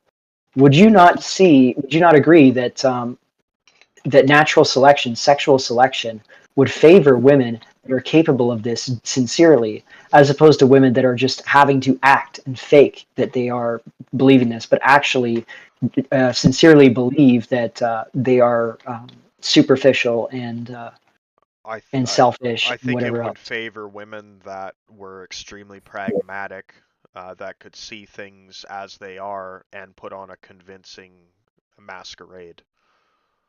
I Yeah, but think that's it a would. lot more I've complicated. heard It's a women. lot more complicated than I've just well, self-deception that I've achieves heard the same end result. Mercer. Well, it has the I've heard best of women. both I've worlds. heard women in class. I've heard women in class while on like dating apps, like making fun of like men's faces and saying, "Oh, he's too short," or "Oh, he's so ugly," or "He looks like a creep," "He looks like a pedophile," "He looks this," "He looks that." But then I guarantee you, if you ask them about personality or looks, they'd say personality. How are they going to go with other women and make fun of his face and Well, they well, all hang agree on, and they hang all on. laugh? This presents a question then. Okay, if women are sensing that the future situation is deteriorating for them, and so they're acting in a way to try and shore up their support from men, why is it that as time keeps going on, women are getting more and more explicit with their rejection of male, of like prioritizing personality or whatever, or having these sort of um, self deceptions? Like, why are they becoming more bold about explicitly rejecting men based on their Because appearances? they don't need That, men that anymore. They have well, yeah, but the whole idea yeah, is that they're sensing that men are not acting towards them positively anymore. That's the whole Well, argument, right? I don't. If I that don't were the think that case, they're correcting their behavior. I think that women have noticed that and begun to lament it. I don't think these women are like pulling the other women together in a huddle and saying, "Listen, sisters, we need to, you know, turn these men back into our rubes. We got to stop letting them see the group chats and the teas and all this other stuff." I think they're just Yeah, I complaining mean, about it now. I think women have like an ineptitude with technology, their inability to have like second order thinking and lacking in like long-term foresight really damns them when it comes to technology, because they can't like extrapolate in their head how this will be like an issue for them down the road. Like women. Yeah, but they're still acting on an individual level, right? Like they're acting No, on an no. individual level to suppress their real preferences. I want to add, no, with regards to Mercer, men. I want to add why women in the first place had the evolutionary psychological mechanism of being conformists. The reason why they were like that is because in the past they were way more susceptible to being physically harmed by men. Now there's not that much of a threat to them because of the way things are right now. So this is why they're coming out and they're being more blunt about their expectation, their physical expectations of men. They don't need to be concerned. Sure, and it also is that they just sense that it's no longer socially taboo. Now, here's my point though, is that if we're going back to Evo Psych, it makes more sense for evolution to favor women that are able to have the preferences that we're describing. So, for example, preferring tall height. Evolution isn't always perfect. Well, no, but let me just finish off where I'm going with this. So it makes more. It's the least resistance path to achieve if you can, if you have a psychological mechanism that allows for self-deception, where the women sincerely believe that this is their preference, but the revealed preference shows otherwise. But psychologically, if you actually were to ask them, or like if they were to think what they actually believe their preferences were, they would say that it's personality, and therefore, when they do say that it's they prefer personality, they seem completely sincere when they say it, because they do genuinely believe that's what. No, dude, no, bro. Absolutely, this is self-deception is a known psychological phenomenon, and it makes perfect sense for women to be selected for to have this. Women are the most, like, if anything, before men, women are the most black-pilled, which is why they've gone towards themselves. No, they will say men are completely low. They're aware of the attraction that they receive, and they're aware of how shallow human beings are way before men become aware of that phenomenon, which is why at a young age already they start looks maxing via using makeup or getting the best hairstyle or style maxing and so forth, because they know how shallow everything is. They just put up the facade. But they have a female bias towards that. They see that as only male coded. This is how women always talk. That head start would also allow them to get very comfortable and practiced with lying to the point where it's second nature to them. And yeah, well, at the end of the day, we're talking about Occam's razor here. Occam's razor, the most simplest explanation is the most likely. Well, so either that all these women are all... It's the simplest explanation that explains like all the phenomena. Yeah, and self-deception explains all this phenomena. Self-deception explains like everything. Insane thing to attribute, like when you could just be like, well, they're lying. Yeah, but women are insane. Women are irrational. Are they? Like, women are emotionally driven. Or are they practical? They're practical, but it's on a subconscious level. This is like basic shit. I don't like women are not. I don't see psychology logical as like this hard science. Because I think that's like speculation.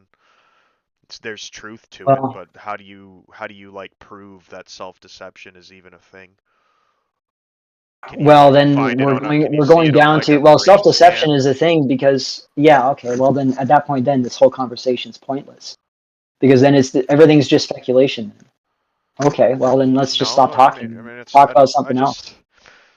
And like. I don't know. I've seen too much like agency in women to just like hand wave it and assume that they know not what they do.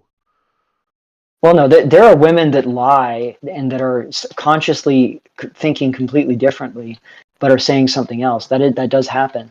But there are also women that create these extremely elaborate rationalizations for their behavior that they're not deliberately trying to convince other people.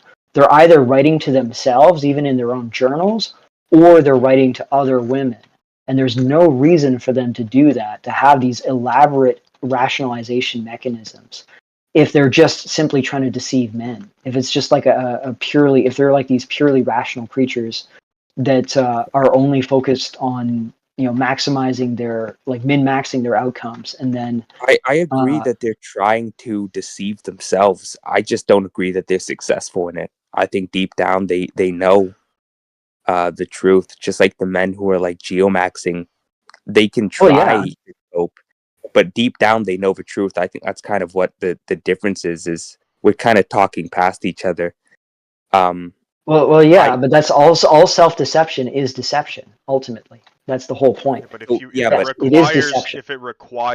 If you have to deceive yourself, then you know what the truth is, or the deception wouldn't be required. Yes, but that doesn't mean you acknowledge and accept the truth. That's the difference. Okay, as I said, there are geomaxers who know on some level, who know at least subconsciously exactly why they want to go somewhere like C, but they come up with elaborate rationalizations for why they want to go somewhere like C that doesn't involve this potentially ego-shattering acknowledgement of their situation. Like this is very common. This isn't okay. So they know on a fundamental level. What if we reframed it to like the immigration framing of how does it benefit men to believe that women are self-deceiving and know not what they do? Like let's say you're correct. Like it's possible, there could be a percentage of women, maybe the majority, that are successful self-deceivers. But how do you benefit from giving them that benefit of the doubt? Are you not always better off assuming that they know what they're doing? Just from a self-interested perspective?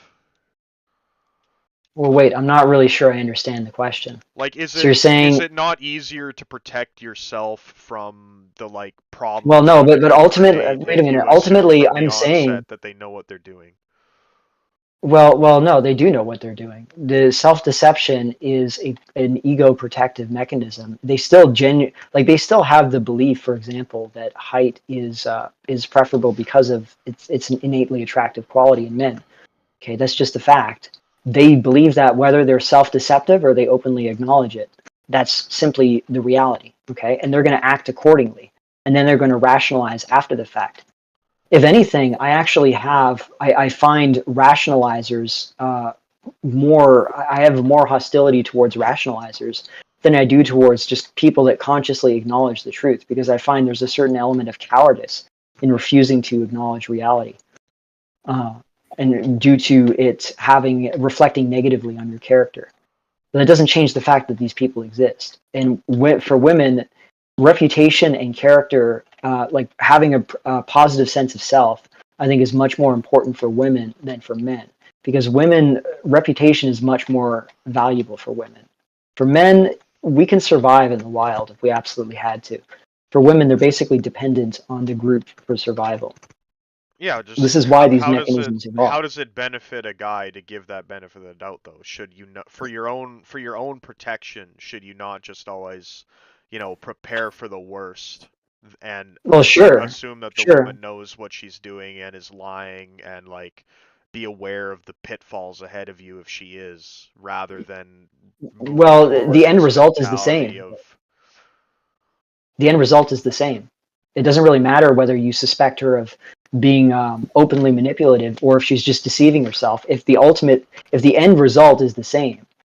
If a woman is the same though, because if someone is being intentional with it, then they can always twist the knife way harder. They can always up the ante. They can always take it one step further. Whereas if somebody's inadvertently causing you problems through their own self-deception, then it could be that bad, but odds are it's not going to be. You'll be indirectly harmed. You're not going to be the full Monty. Well, can you give an example in the context of women where this would apply?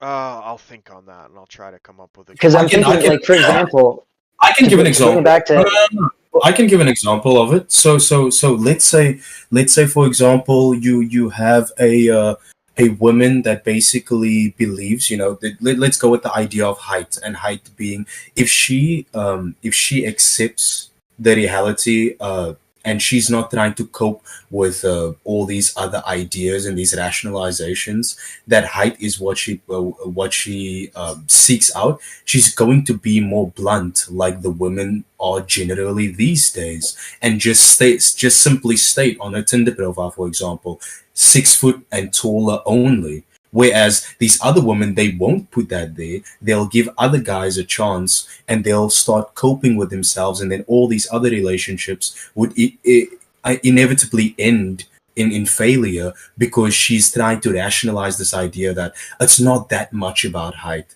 It's not that much about height. So she can up the ante via just setting her standards at 6 foot and taller, or she can just try and cope with the idea and date all these other guys and break a lot of hearts along the road. Yeah, but that's not what we see in reality, though. Like, what I'm describing here is that the self-deceiving woman and the openly acknowledging woman would engage in the exact same behavior. It's that their perception of why they engaged in that behavior is different. That is what self-deception is. What you're describing is the actions, the outcomes, what she actually does ultimately is the same. Like, this is why we say... but the outcome from what she does isn't necessarily the same, which is why I think it's better to just always assume that she knows what she's doing. The example I thought of would be like domestic abuse, right? So if you've seen those clips where, like, the woman will be trying to bait her partner into getting physical with her. I think the one that comes to mind is the one where she's like blocking the laundry machine while he's trying to get his stuff out, and the whole thing is like obviously like bait. You could look at it from the perspective of, she actually thinks she's, making the correct play here, that she's standing in front of this to prove a point. Maybe she thinks she's deceived herself into thinking that I'm gonna kick his ass, I can take him in a fight. And maybe there's a percentage of women that are thinking that, they're deluded enough that they think they're gonna beat up their husband. But from the man's perspective, should you not be assuming that she knows what she's doing? If I take the bait here, I'm opening myself up to like a whole pile of like potential problems, because if it was a case of the woman self-deceiving and thinking, this guy's annoying me, I can take him, he's not so tough, and you move her out of the way, and she genuinely believed that, maybe she'd recalculate and go, I can't stand up to him physically, I shouldn't do that again. But if the whole thing is a manipulation, then it's to get the cops called, it's to get that bruise or a scratch on her, it's to have you removed from your home. So... Well, yeah, sure, but I would say the same outcome would happen anyways. Because if a woman thinks that she can physically fight you, and let's say that you think that that's what she thinks, and you make it very clear just with your show of force, even if you don't physically harm her, that that's not going to be possible, well, then she could decide she still wants to get back at you. She could then say, oh, well, I'll use this opportunity to call the police and say that he attacked me. Why does she not just self-deceive herself again and like pretend that it didn't happen? Because you just proved it directly. Like, you just posed a physical threat to her. Yeah, but shouldn't her capacity for self-deception override that? Well, no, because we're not talking about like physical altercations here. We're talking about preferences when it comes to men. Like, you're extracting the context out of the situation and making it into a universal where it shouldn't be. Okay. Because the context is the woman wants, okay, a woman thinks to herself, I'm attracted to personality and style, and if he has a handsome smile, whatever, or a nice smile, and he has like a good bio. And so she will go through her Tinder swipes, and she will swipe right on every guy who's clearly tall, okay, or is in the bios is 6 foot plus, let's say. Now she might not consciously acknowledge that she is actively selecting for tall men, but that is what she is doing. And if she goes through her matches and she realizes they're all tall men, she could think to herself, well, maybe it's just because these tall guys just have a certain personality type. Like she'll come up with some other explanation in her head for that activity, that action. That's the whole point. That is what self-deception is. Self-deception is not, I'm convincing myself that I believe something, and then I'm acting according to it, and then finding out that I personally don't like the outcome of that. Like, that is not self-deception. Self-deception is where you rationalize why you're acting a certain way post hoc, and then you come up with an explanation that fits your ego definition of yourself. Don't like height filters on dating apps like that were demanded by women kind of betray that there was some like premeditation going on here, and that it's not? Yeah, but we're talking about further back than that. Like like women now are completely black-pilled when it comes to this stuff. We're talking about historically when it would be like this gaslighting thing, where they would pretend that everything's about personality. Yeah, but Or they would say like, they still do. It's just what audience do they think they're in front of? well, they just say not all women. If they're in front of like men that what they're complaining about or saying they dislike doesn't apply to, they'll say it. If they're in front of people that they think that, it's other women, they'll say it. If it's in front of people that are already coupled up, so even if it does apply to them, it's not going to bother them so much, they'll say it. And then, but if an incel says it, then it's time to gaslight.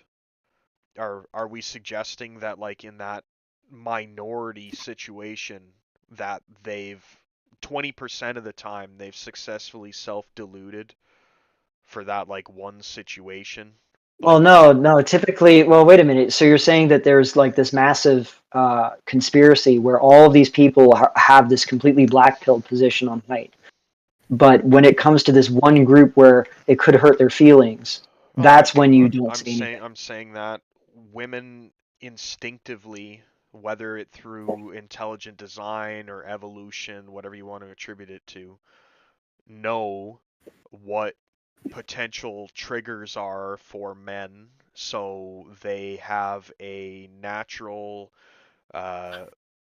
reaction and set of behaviors that they know when they can apply it and when they can't. And because of the modern age, because of technology preserving these kind of interactions and proliferating them like far further than they would have ever made it otherwise, these are things that maybe you walk in on your wife talking about with her friend like 40 years ago, and that's all it's ever heard of. But because nowadays it gets clipped and shipped, and then it gets reposted a million times, it gets hundreds of thousands of women going, yeah, I agree, haha, so true. Yeah, it moves beyond that little bubble, and it becomes very difficult to look at it and go, oh, well, this is just an isolated case, at least for me. I mean, maybe my. Well, no, I'm not disagreeing with. Again, I think we're just circling around over and over and over and over again, because I'm not disagreeing that they have this preference. Like that is their preference. My position is that they will come up with explanations for why they have this preference that justifies in their minds. That makes it so that they don't seem as superficial and shallow as they don't want to be perceived that way. That's my position. Okay, so Mercer, I think. Okay, so I think we're just talking past each other. I think. Yeah, I think we should just move on, because no, I think what's going around. No, I think what I believe is if you have to, like, the act of self-deception, whether you're actively doing it or not, it doesn't really matter. Like, the fact that the idea is in your head means you know it, and you're like actively lying. Like I don't care if you're like you're like deceiving yourself and you're like rationalizing it. In my opinion, you're basically still like cognizant of it and you're lying about it. Well, yeah, it's the same way that a geomaxer is lying to himself about why he's geomaxing if he is not blackpilled, right? It's the exact same thing. Yeah, but I Let- still okay. think that even if he's lying to himself, he still believes it fully. He just Let- let's- he's Yeah, let's say in 1990, this rationalization that you're talking about that women do within their heads is at a rate of 95%. What would you say that rationalization rate is today? Oh, it's a lot lower now because there's far less scrutiny on women for being shallow in their judgment of men, because that was primarily the reason why they would self-deceive, is because they feared being perceived as shallow or superficial, because this was something that men would constantly be criticized for. Nowadays, there's much less of that. Like oftentimes they gas each other up for their superficial preferences, So if So it's you which is talk why the about black pill is kind of both, obsolete at this basically. point. So basically, you're just talking about this phenomenon that's it's like endangered, it's near extinction, and you're not supposing it as if it's happening still to a majority extent today. how could it be Well, no, attributed to evolutionary psychology either and disappear over such a short time period? well, no, the capacity for self-deception. Women have a fixed set of desires, fundamental desires, the same way that men do. Like men are attracted to young women, etc. Men may have a somewhat polygynous tendency. That's a good example. Women have their own corresponding biological preferences that do not change no matter what. Now, women place much stronger emphasis on how they are perceived collectively by society at large than men do. Men have that to some extent, but women have it to a much stronger extent.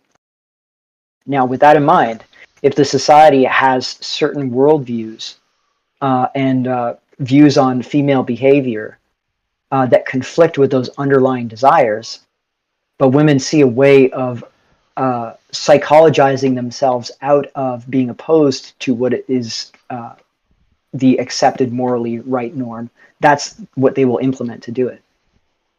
Like this is why if you look at, for example, adultery, like compare male versus female adultery, like men will admit that they made a mistake, let's say, like they had poor self-control and they got caught up with this woman. When you look at how women describe cheating on their husbands, they do not use the same terminology. They will come up with all sorts of explanations as to why the man actually drove her to do it.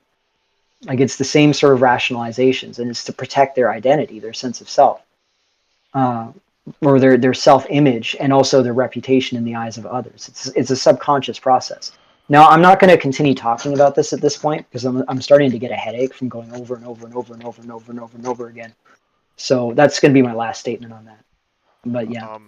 Okay, one more question before you end it all. One more question. What do you think is more dominant today?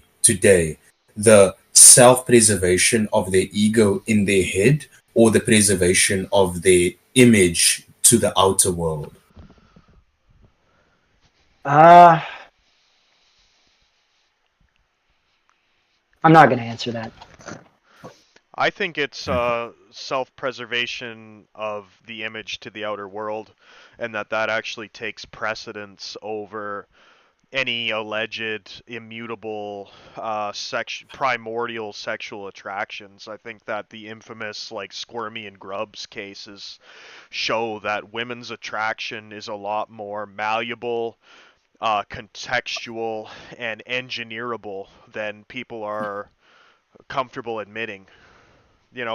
Women pick whatever the current like successful meta of man is, whatever they see in the current their short amounts of foresight allow them to update very quickly. They can go, oh, this is what's in style right now.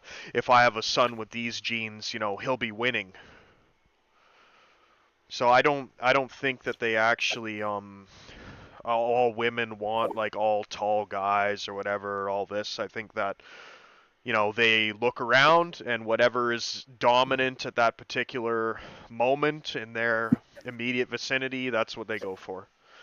If that Do you think happens so? to You be think like 5'4" balding Indian janitors could become the new meta at some point? if 5'4" balding Indian janitors were the CEO of every company, and if a white man looked at them wrong, insulted them, that guy was thrown in a gulag. Yeah, I do. I think that the Wait, why the aren't five- Jews? Why aren't Jewish men sex symbols then? They are. Look at what's his face, the Chudian. Who was the guy that was dating the 17-year-old? The Seinfeld? Jerry Seinfeld. yeah, Jerry Who Seinfeld. is also Jewish, also a Jewish woman, right? Yeah, but that shouldn't matter. Okay, well, name me the Jewish Chris Hemsworths and the Jewish. Let's look up Chris Hemsworth's Zac girlfriend Zac right Efron now. is Jewish. Zac Efron is Jewish. Yeah, but is he? Does he look ethnically Jewish, or does he look European? Chris Hemsworth girlfriend. I mean, she looks pretty average. I don't. If Chris Hemsworth is the peak model male, you know, I've seen some 13-year-old boys bang hotter teachers than So this we're guy's saying wife. Chris Hemsworth isn't desirable to women in terms of his looks. I'm and saying that he's wealthy, I'm he's- saying that in our conception of it, we'd think that he is. We'd think, oh, you know, how can you beat him? But Squirmy and Grubbs, Grubbs' bitch, whichever one's the worm man, has a hotter girl than Chris Hemsworth. Yeah, but Chris Hemsworth is also how old? So he's like 42 now, So do you think that? and he's married. He's married to this Elsa Pataki. You think that the And Cocoon this- Pod, Metapod, like Bugman, his age is helping him edge out Chris Hemsworth? Well, no, but you're coming to the conclusion. You have to come to the conclusion that Chris Hemsworth, or young men that are equivalent to him in appearance, are not attractive because white men are not the meta anymore. And I said, well, Jews are the most dominant group by far in the United States. It's a covert dominance, though. It's not like Still, everybody acknowledges that it's real. though. women Like, don't. Jews Women have been women don't- overrepresented women as don't actors and acknowledge actresses. it. Women, Yeah, they do. no, they don't. They pay lip Yeah, service they to do. right-wing talking points for attention. That's not something that they step out in their everyday life. And No, but Jews are the wealthiest. Jews make up 19% of the billionaires. Okay, if you look at the per capita overrepresentation in Hollywood, like Jewish actors and actresses are massively overrepresented, yeah, but they do not occupy. the stipulation of what I said was that in her immediate proximity, if she steps out of her house and that's like the environment she's living in, then yes. But like, how many of these Jewish billionaires is she going to school with? Is she like working at a restaurant? Yeah, but you just said balding Indian janitors. If they were all the CEOs, that would make them the Well, when I desirable. say a CEO, I don't necessarily. I should have clarified. I don't mean like head of a Fortune 500 company like thousands of miles away. I mean like if a chick works at a fucking Subway and it's owned by an Indian guy, and that's the only job in her like shitty town. You know, that's all the leverage it would take for a 5'2" bald Indian janitor to get it in. And if Yeah, well, if that the would be gas a station matter is of owned by economic that- dependence, though. That's On economic the top- necessity. That's not genuine attraction. Mercer, you said if Zac Efron looks Jewish. Yeah. A lot of those Jewish CEOs don't even look Jewish. So on the topic of like Jewish men being sex symbols, Jewish people don't even really look Jewish anymore. Like you can kind of tell if you look very closely, but Well, yeah, but that's my Europe. point, is that a lot of these Jews that are in these front-facing positions that are very visible, they're going to be the ones that either look more European or have European ancestry. You don't see the same thing with Indians. You don't see the same thing with East Asians in America, for example, even though Indian Americans and Asian Americans are substantially out-earning whites. Yeah, but Asian And Americans in the were, case of like, Indian low- Americans, Asian Americans and Indian Americans work like low status jobs a lot of the time. Like, No, Indians love to brag about all the CEOs that are Indian of these American companies. Like they're actually doing much more front-facing work than Asian Americans. Asian Americans have a tendency to stay in the background. That's true. Don't But Indians are much more visible. They like the spotlight. Don't front-facing Jews looking European and still having less success than like a Squirmy and Grubs kind of show the point though that like white male? Well, what's Squirmy and desirability is Grubs? poor? Like, is that a study of some kind? Like, what is? I don't understand who you're talking about. Squirmy and Grubs is a YouTube channel where a man who is about 2.5 feet tall, has no use of any of his limbs, has to be rolled around in a wheelchair and spoon-fed by his woman, has dated long-term 3 girls that all appeared on his channel over the years with him, wiping his ass and pinching his little non-functional cock. Then every one of the girls was more attractive than probably any of us have ever dated. Like, Yeah, and he's how many subscribers does he have on his YouTube channel? Initially, not that many. When he started out, he still had a girl with him. I mean, man, I don't know. This sounds like Giga blue pilled. I'm sorry. I mean, it's like this is like, you know, you confidence max, and you can just sort of brainwash. I don't think it's about confidence at all. I think that, you know, women have adapted to the environment they're in. They're in an environment that aids, uplifts, gives a free ride to dysgenics that, left to their own devices, would not be functional, but within the context of the current environment, are guaranteed a free ride. So because of that, much like many other groups that aren't as overt as this, women will latch onto them because that is the current meta of male. That is the male gene set that guarantees prosperity for the foreseeable future. Okay, but the thing is, this doesn't really map on when you can just say status is an attraction factor for women, and that is true. But status is just one element. Like, yes, status, and including racial status, can help, but it will not bump you from a 0 to a 9 or an 8. Like, if this guy is able to attract these supermodel women, outliers exist, but I guarantee you that for every one woman that would be willing to go with this guy, there's going to be 1,000. That's why I'm comparing him to Chris Hemsworth, though. Chris Hemsworth has like orders of magnitude more status. You know, he was like Thor, I'm pretty sure, in the Cape Shit movies. Yeah, I'm led to believe that women fantasize about this guy like crazy.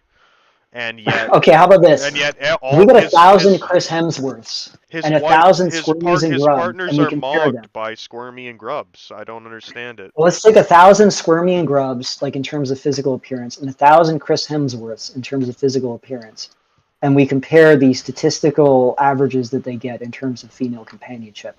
I'm pretty sure they would not come anywhere near to each other. That would be a lot of people's position. I'm not so confident anymore, because that's not what I see. Like when I go outside, like every kind of, not necessarily hideous but able-bodied man has a partner, but every guy that has some sort of like obvious like handicap, whether it be, you know, he's super ethnic or he's wheelchair bound or like any kind of obvious insane handicap, they almost always have a woman. Unless they're like a 70-year-old boomer in like a mobility scooter, like ripping around. I don't know, because I mean, I've gone on these disability subreddits, and it's very notorious that women who have disabilities do much orders of magnitude better than the men do in terms of finding partners. Are these guys also posting on the piss fetish subreddits? I don't know about that. I haven't checked their other subreddits, but it's also shown, like, for example, if you look at psychiatric disorders, women with psychiatric disorders up to and including things like schizophrenia, autism, all these other disorders, they're much more likely to have children than men with those disorders. Like, the fertility rate is much higher. So women are able to are not punished for having these conditions anywhere near the way that men are. Now I'm not sure about physical disabilities. I haven't seen a comparative study on that. And that may be complicated by the fact that some physical disabilities make it difficult to father children in general. So like the male fertility rate might be affected, and also to give birth to children. So the fertility rate might be affected by compounding factors there. But I strongly suspect that you would see, if you look at disabled people, you're going to see much lower fertility rates than able-bodied people. I don't think that you can convince women, because it's funny, because like we started this conversation about self-deception and how self-deception wasn't a thing, and it was sort of like all a conscious mechanism that these women are engaging in. But now we're talking about a kind of self-deception that's more profound than I think anything I would claim. Like the ability to deceive yourself into finding crippled men attractive because they are projected as desirable by society.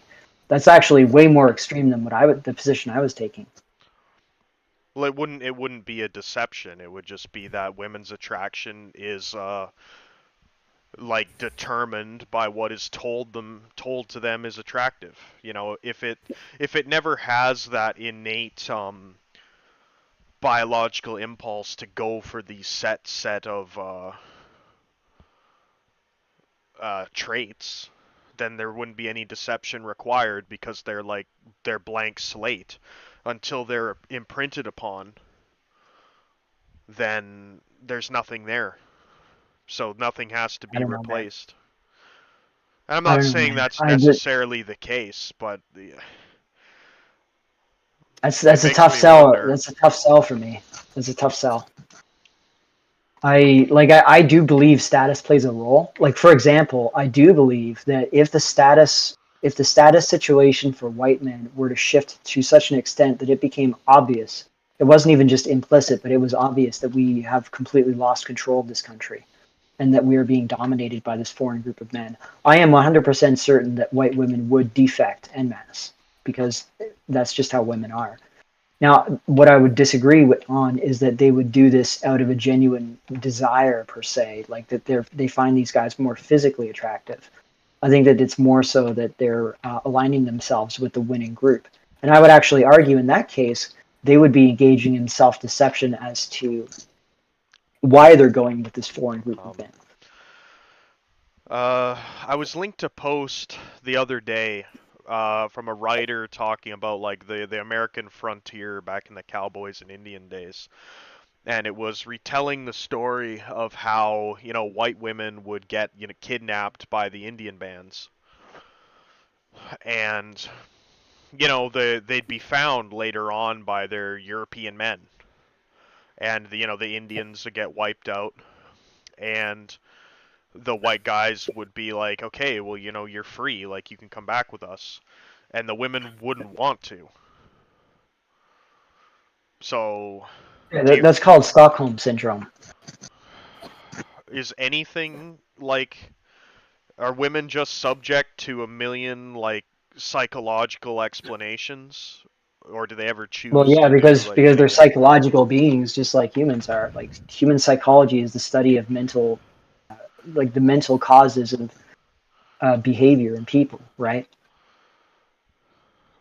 So you're not? Yes, as I said, women will adopt. You're not like a free will proponent. You think that people, and I don't necessarily disagree, but you think people are just kind of driven by these innate like mental mechanisms that you put in certain inputs, you get certain outcomes out.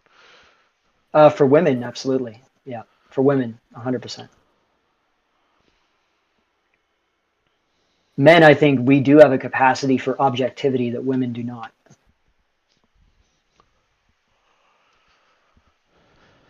But no, I'm just saying, like, actually, I would agree. Like, as I said, if if a foreign group of men were to actively, like, let's say that there was a civil war in Canada between the whites and, let's say, the Indians in Canada, and the Indians were able to win, let's say, and we were conquered and physically occupied and defeated and disarmed, Canada became like an Indian dominated state, explicitly so.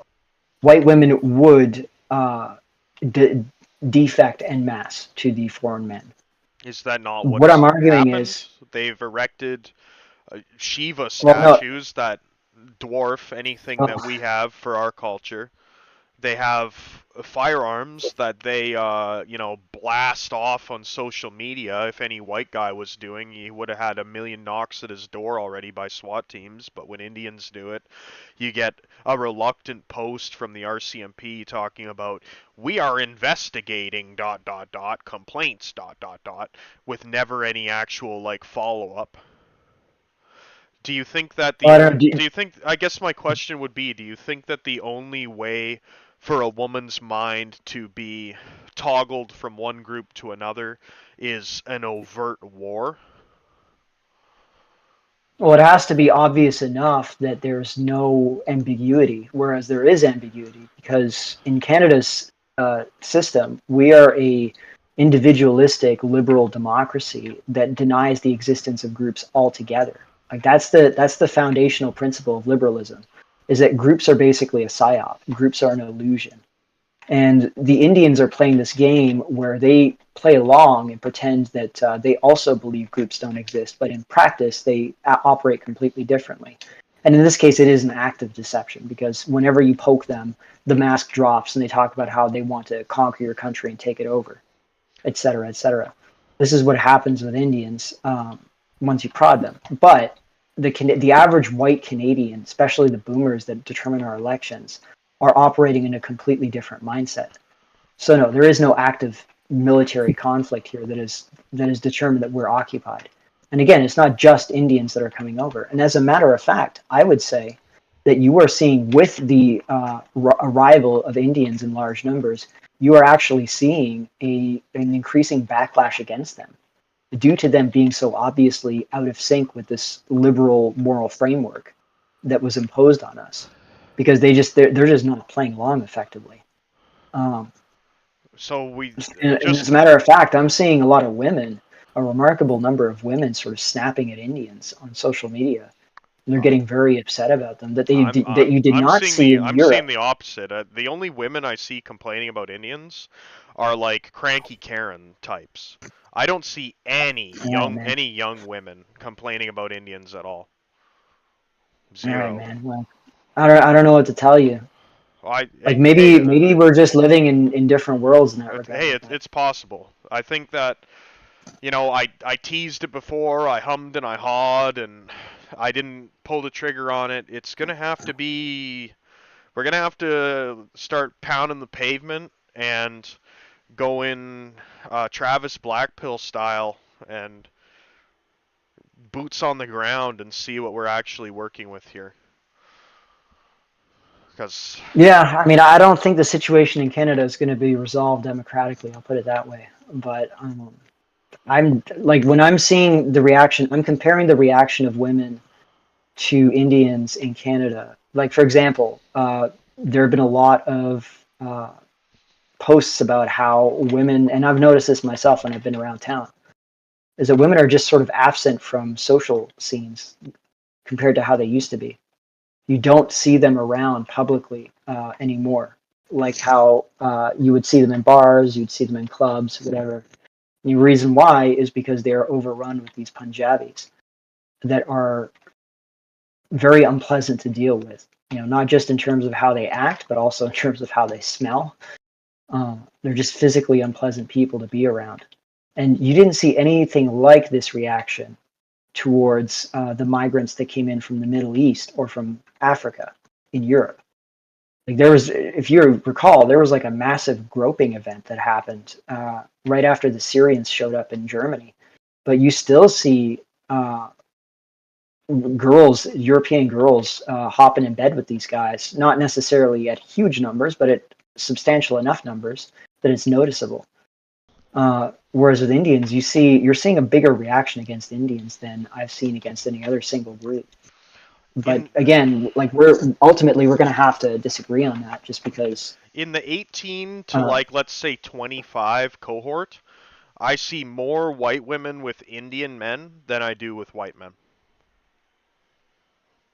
that is surprising. It's not necessarily prevalent at like middle school ages, like early teens. And it's not necessarily so popular on like the marriage settle down age, but the late high school, college years, it's all Indians. Yeah, but where's your data points for this? Like, this is your personal anecdotes, right? Yeah, I mean, it's just my lying eyes, right? Well, this is what I'm saying. I mean, listen, I'm not denying that you're seeing these things, but I'm saying we cannot, just like you said, I cannot go into women's minds and see exactly what they're thinking. So really, all I'm doing is speculating, which is correct. At the same time, like Maramy, for example, had this idea that there was an oversupply of men everywhere. And I said, where did you get this from? And he said, well, my school district had a huge supply of men. And I'm like, well, yeah, maybe this could be the case, but it also could be an anomaly. So he showed me the data from his district. And it was true. There was like a over excess supply of men of like 10, 15%, or boys in the schools. So that was 100% correct. But then I was like, okay, well, do you want to look at the surrounding counties and see if you see the same pattern? And he looked at the surrounding counties, and it wasn't replicated. It was just that his particular area was an outlier, as an example. And I'm saying that what you're observing could be 100% correct in terms of this is your frame of reference. But is this replicated across the entire country? Do we have data that we can look at to confirm? It's not, to me, it's not so much about it being replicable against the entire country. To me, I just want to poke holes in this idea that like Indians don't get girls. Because I'm told that it never happens. I'm told that, that's the Wignat cope. They always respond to any kind of like Indian boisterousness about like their dating prowess with, no, you don't cheat. People on dating apps don't like you. And I'm very like dashboard perspective with, I really do think that at least most white men are on the bottom of the shit heap. Because we have the whole excess male thing here too. And what I think that Indian males are more adapted to the excess male environment. For white boys, it's a new thing. We haven't caught up to how to play the game.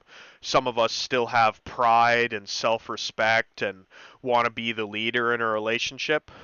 Whereas these guys, they're ready to bow down and let that white woman walk all over them just to have a woman to dab on other men with. Okay, well, that may be the case. Like, that's never been my position personally. Like, as a matter of fact, my position when it's come to race differences in online dating or online, offline, whatever, my position has always been that I actually don't think there's that big of a difference that you can attribute solely to race. I think really what it comes down to is like there is some difference based on race, but largely it's the physical features that differentiate groups, and also the differences are exaggerated in terms of how important they are. Like if you look at the differences between the different races of men in terms of their response rates from women in America, you're talking about a difference of maybe at most like 30%. And that's 30% in a relative sense, which means that if a guy is getting 100 replies from he matches 1,000 or 10,000 women and he gets 100 replies, or not matches, but like he swipes 10,000 women and he gets 100 women that swipe him back. Well, okay, maybe the Indian guy will get 70 women swiping him back. Or the black guy will get 85 women swiping him back. And it's like, when you actually compare it to the absolute number, the differences are actually quite minuscule. Like, and if you compare them especially to women, where like a match rate, I remember I was reading this one study, and it was comparing match rates for online dating, and white men had a match rate of, I think, 7.19%, and black men had a match rate of like 5.01%. And it's like, if you do the math on that, technically the white men had like 40% more matches, or a 40% higher match rate, like comparing 5 to 7.19%. But then when you compared it to black women and black men, or black women and white women, black women had a match rate of 48%, white women had a match rate of 58%. And so we're talking completely different universes that these women exist in. Whereas the differences between men, groups of men, are actually very minuscule. So yeah, bottom line is like I agree on that. Like my position has never been that race is that substantial. Oh, I think it's substantial. I just think it's inverted to traditional wisdom. Oh, perhaps I don't know. I mean, look, I'm willing to be agnostic on this and say I'm not gonna deny it could be the case, and I'm not gonna confirm it could be the case. But I would want to wait until we see some kind of empirical data that could support this. Like this should show up in interracial. With empirical data is like the institutions have been captured. So where are you ever going to get a large enough sample size? Where are you ever going to get funding to, look into one of these things and give the honest outcome if it's not complementary to the narratives that are also trying to be pushed? That's my problem with like the data worship. In a perfect world, I agree with you. You'd want to be able to scientifically verify all of these things, but it's like when things are scientifically inconvenient nowadays, people just pretend they don't exist. Nobel Prizes get revoked. So but wouldn't this go in the other direction though? Because we're talking about how Indian men, the theory is that you can sort of induce women's preferences through expressing dominance through the institutions or through culture, whatever. Yep. Wouldn't showing that there's this huge percentage of white women with Indian men reinforce that? I think that wouldn't that reinforce it to women? Indians could then run around and say, "Look at this! Look at this! There's all these white women that are with Indian men in these relationships." Traditional wisdom would say, that would be a point in their favor. But if the meta has inverted and the underdog, the downtrodden, the disadvantaged is actually the one being selected for, if you went around propagating that actually they're the big winners, they're doing the best, that would hurt them. How would it hurt them? Because women want the underdog, they want the loser, they want the guy that is going to be advocated for on behalf of the state, because the state is stronger than any one male could ever be. So you want to date the state by proxy through their chosen champion. Yeah, but why wouldn't their chosen champion just be the highest status group of men that's not white? Because the state isn't egalitarian fundamentally. It's opposed to whites, like white men in particular. If we're talking about the Canadian state, like you can see it structurally. Because if it's like a social messaging thing, you haven't been taught, or women haven't been taught that it's like a racial, like, winners and losers, zero-sum game sort of situation. They'd respond negatively to like any man winning, the same way you were talking about with the lolcow.farms thing. Like the women would collectivize around and go, "Oh no, these guys are the big misogynists now. Actually, we love fuck these 5'2" bald Indian janitors.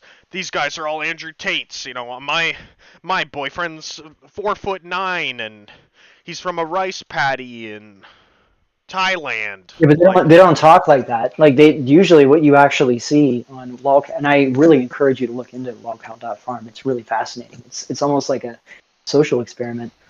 If you look into it and you see how they talk, what they will do is they will take already traditionally, shall we say, unattractive groups of men, and they will come up with explanations that are not physical as to why they're undesirable.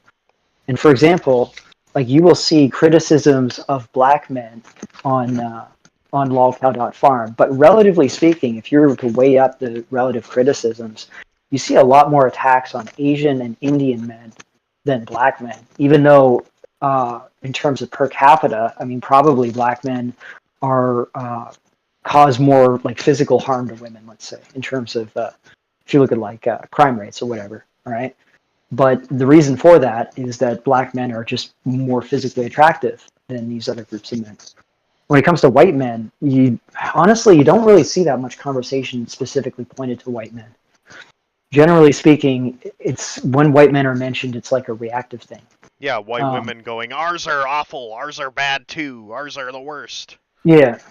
Well, they won't usually say the worst. They'll sort of qualify.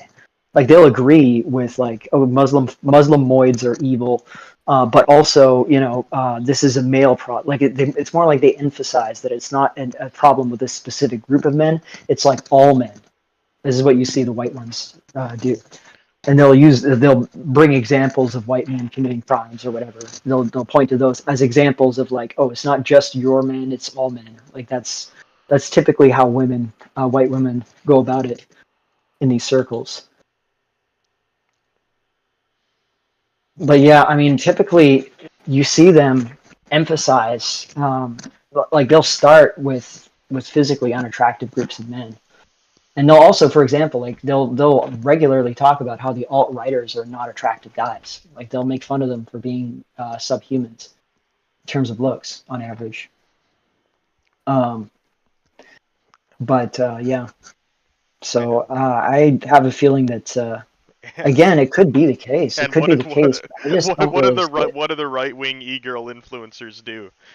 They date non-white feds. They fuck Destiny, and they don't post pictures of the man that gave them a wedding ring. So, yeah, I mean, there's stated preferences and then there's revealed preferences. So yeah, maybe these women are shit posting on Girl 4chan about how the right-wing guys are all ugly and we hate them. And then their husband is like a 5'1" froglet. Maybe. I don't know. I mean, like okay, I will say this. They will shit on short guys a lot, but then there have been a few cases where they've been outed for dating manlets. So maybe that's life fuel for manlets. People shit on Indians. Lauren Southern, the darling of right-wing influence for half a decade. Got ran through by a Jeet in high school first, and he was like disrespectful to her. He like clowned on her, took humiliating pictures with her, and she probably gave her cherry to a Jeet over a decade ago. Yeah, but did you see? Well, wait a minute. I don't know if this guy was a Jeet, but you saw the same guy I did, right? Like this was not in. First of all, he didn't looked Indian. He looked like he had good facial tone. He was a Mongol. That's an Indian hair, Indian skin color. Like if that was a white guy, people would call him like a high tier normie maybe. He's not some like ubermensch. He's decent looking, but that's the for a random chick like Lauren Southern was not a Stacy either. Her sister was a lot hotter than she was. I disagree. And you have to remember, this is before I disagree on that. To be honest, I don't. Well, okay, maybe that's a matter of I find her sister to be I don't know. I just don't like her face, and I find her sister's overt sluttiness to just be kind of like low brow. Like I don't want a chick that walks around with the butt cheeks hanging out the bottom of her shorts. Like that doesn't do anything for me. Right. Well, bottom line is that Lauren Southern, she became well known for being moderately attractive, but that's not really why she was famous. She was famous for LARPing as a right wing, like an alt-righter, or at least signaling. It's just a proof of concept because she's a well-known name and happens to be Canadian. Whether she's Jewish or white or whatever, that's a blonde girl that got ran through by a Jeet. We can debate whether, what his actual looks level is, but ran through by a Jeet in high school. Do we even know who this guy was? Like, do we actually know over a decade ago? Yeah, but do we know who this guy was? Jeets were running through desirable white girls in Canada over a decade Yeah, ago. but this desirable white girl also slept with like a 5'2" Destiny Well, that's and a fine. bunch of That's other fine. I subhumans. mean, your options with white men are going to be limited when you're a bossy public figure who hates white men and Well, publicly yeah, got but ran she was through like by the darling non-whites. e-girl at the time. So she was Well, not only she was not until only these things appeared, and then she kind of got thrown from the freedom train. yeah. Look, bottom line is that yeah, the right wing e-girls that like I don't trust any of them. I think that it's all just for personal gain. But again, bottom line is that if we look at actual revealed preferences, we're not seeing women that are just able to be mind controlled away from their actual desires or like what their physical I desires am, could and I be. will prove it. Well, I mean, okay, I will yeah, but begin once again, this amassing is I will like, begin amassing my anecdotes as soon as my new helmet arrives. I can mount the camera to the helmet, and then I have plausible deniability that my GoPro that I'm filming interracial couples with is actually just my dash cam that I forgot to turn off when I got off my bike. So that's the plan, and we're gonna get boots on the ground, and we're gonna film these Jeets in action, and I don't know how much it's gonna take. You know, how many wild Jeets do I have to catch with white girls before an anecdote becomes data? That is the question. well, it's not anecdotes are never data. Data has to actually be gathered, and then you have to But quantify it. Be like, okay, this is it's percentage of not what couples. if it's not cherry picked?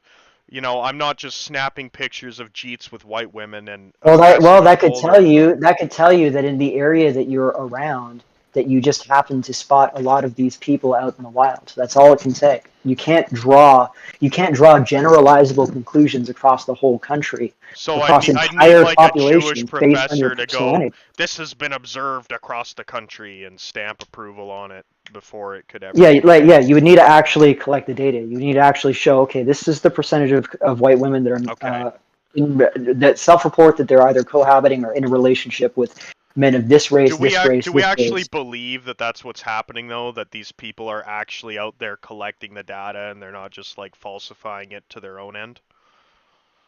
Well, at that point, then, if all we have are just anecdotes, well, somebody could record. Is I was that just seeing a that post not of some all guy, anybody has though? Is anecdotes? dude. There are Indian Canadians that will run around saying that Indian girls are all obsessed with white guys, blah blah blah. They're all dating white guys, and they'll say the exact opposite of what you're saying, and then they will say, I have an anecdote. I'll walk all over Mississauga and show you all of the.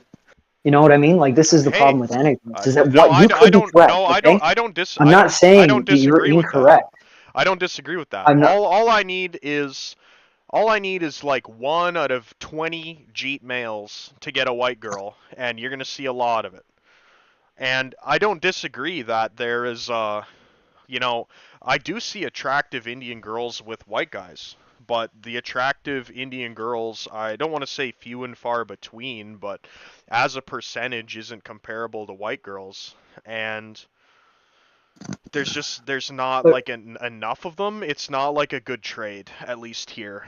So Look. I'm not saying like I'm willing to say that you could be 100% correct. That your observation is in fact 100% reflective of the reality of the situation. I'd be willing to say that. Like I'm willing to say that that's definitely a possibility.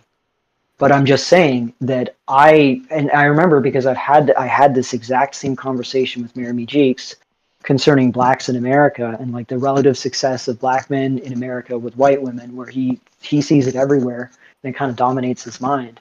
And I'm like, listen, it could be the case. You could be 100% correct on this. That your anecdotes are reflective of reality. But and he wanted me to like go on live stream and talk about this. And I was like, listen, for things like this, I need to have completely irrefutable data points that prove that this is a phenomenon. I try to be extremely rigorous when it comes to this stuff because I don't want to say something that can then be someone else can just say, oh well, I saw the opposite, and then I have no response to it. I want to be able to nail down my position on something as solid as possible. So, like, that's ultimately what it comes down to. Could be 100% correct. Could be. I mean, I have seen Indian guys with white girls as well. It's not like it's something that you never see. It's more so the prevalence, the proportions, these things, they're up in the air. You know, like, and anecdotes can only go so far. I'd take an honest anecdote over a piece of paper with no proof of even anecdotal evidence. No, like at the end of the day, a study that says X amount of people out of X amount of people said this. To me, just my personal opinion is worth less than, picture. A picture's worth 1,000 words. A couple pictures, you got a whole book. A study that is what, 10 pages long? And can just be pulled out of thin air. For all you know, ChatGPT wrote it. I mean, studies can be falsified, but so can anecdotes, right? Or not even falsified. Anecdotes could just be reflective of a very specific time. It could just so happen that a guy walks around as he's recording something, and just due to pure coincidence, every couple that he sees is like Indian male, white female. Just so happens, and there's statistically it has no reflection to reality. It just is a complete freak accident that it turns out to be this way. So how many of those couples would he have to run into before you thought like there's something to this, or could you like attribute 50, 100, 500 to just like, wow, that's strange but proves nothing? Well, I would not accept anything that I saw visually as representative of the entire country. I could say, for example, if I live in an area and I see nothing but Indian male, white female couples, I'd be like, damn, this area seems to have a ton of Indian guys with white girls. But I couldn't just generalize this to the whole population, like the nation, the entire country. I couldn't say this must be a phenomenon that is present throughout everywhere in the country, because there's no way to prove that. Could you say Yeah, that you have no reason to suspect that it isn't? Well, no, but I would say that for pretty much anything. Okay. Like anything is possible. I think we just have different views, and I don't begrudge that.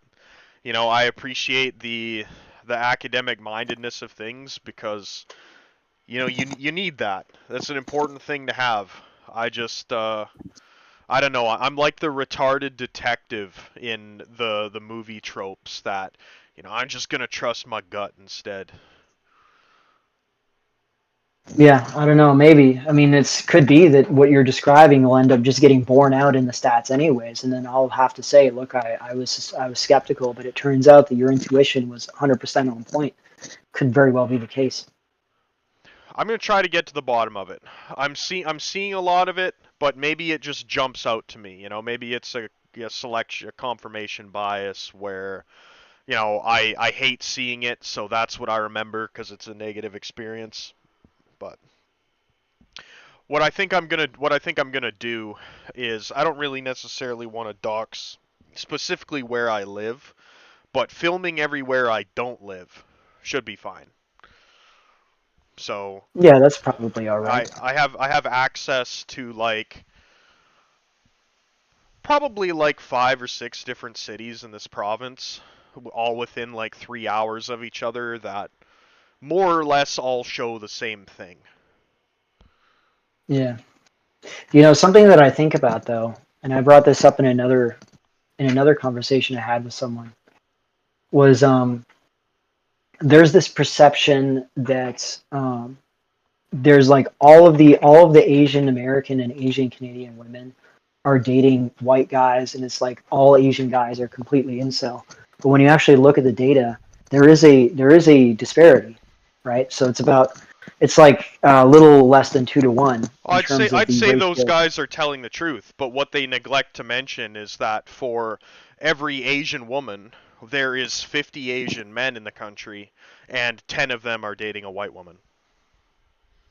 Well, no, like what we see in the statistics is that yes, there is a overrepresentation of Asian women with non-Asian men relative to Asian men with non-Asian women. But if we look at the actual like absolute percentages, it's something like 25% of Asian men are married to white women and 40% of Asian women are married to white men. So yes, there is an imbalance, but that doesn't mean that Asian men are completely out in the field with nothing. The reality is that, you know, if 1 in 4 Asian men are married to white women, that's pretty remarkable in terms of the percentage. Like Well, it's and I a would higher I would percentage of Asian argue, men. even ignoring the percentages, I'm sure if you line these couples up, the white women that are married to the Asian guys would be orders of magnitude more attractive than the Asian girls married to the white guys. Maybe. I don't know. I'm not talking about that, but I'm talking about the percentages.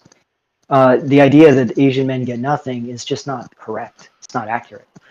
It's just that there's a difference in the ratios, and it's the same when it comes to black men versus black women in terms of mixing out.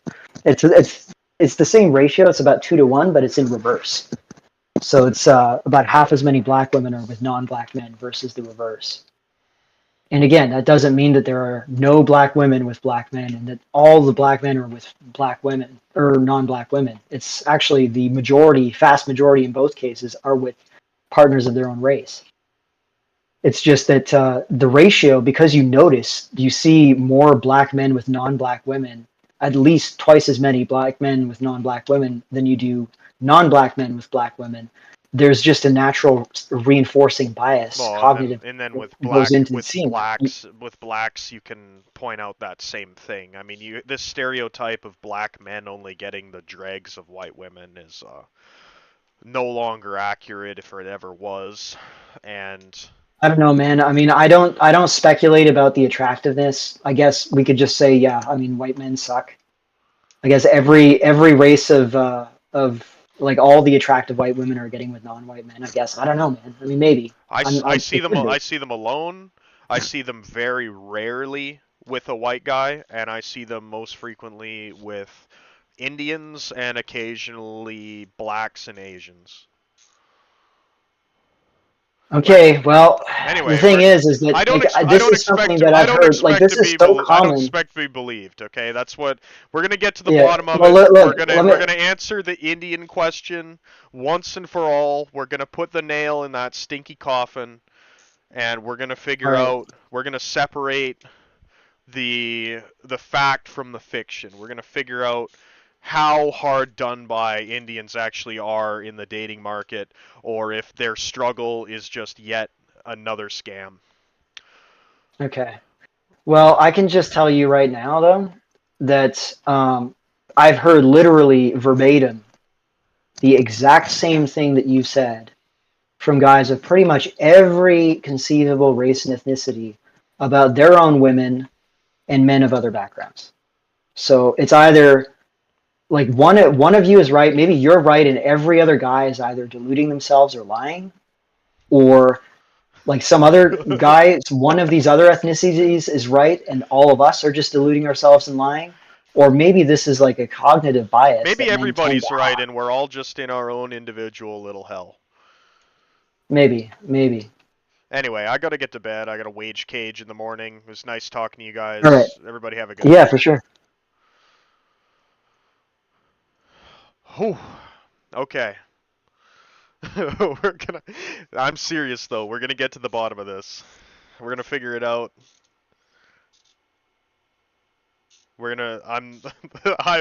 I've delayed it too long. We're going to. Yeah, we gotta get the real life footage. Okay, we gotta break it down. We'll do. We gotta do the Canadian excursion. Okay, well, hey, I can bring the dash cam with me while I'm driving, and we can just turn it on, and hopefully it's high enough quality you guys can see what I see. I've got some wagey bucks now that if it ends up being shitty, then I'll just get a higher quality one, and we're gonna figure this out. We're gonna show you guys like what I see. Okay, that's all I can do. All I can do is show you guys what I see. So We can decide if I'm lying or not. We'll do unedited footage on my out of town excursions. And what we may even do, if I end up enjoying this, we'll go do a stakeout outside the sperm bank, and we'll keep a tally of who's coming and going. So have a good night, guys. I'm out.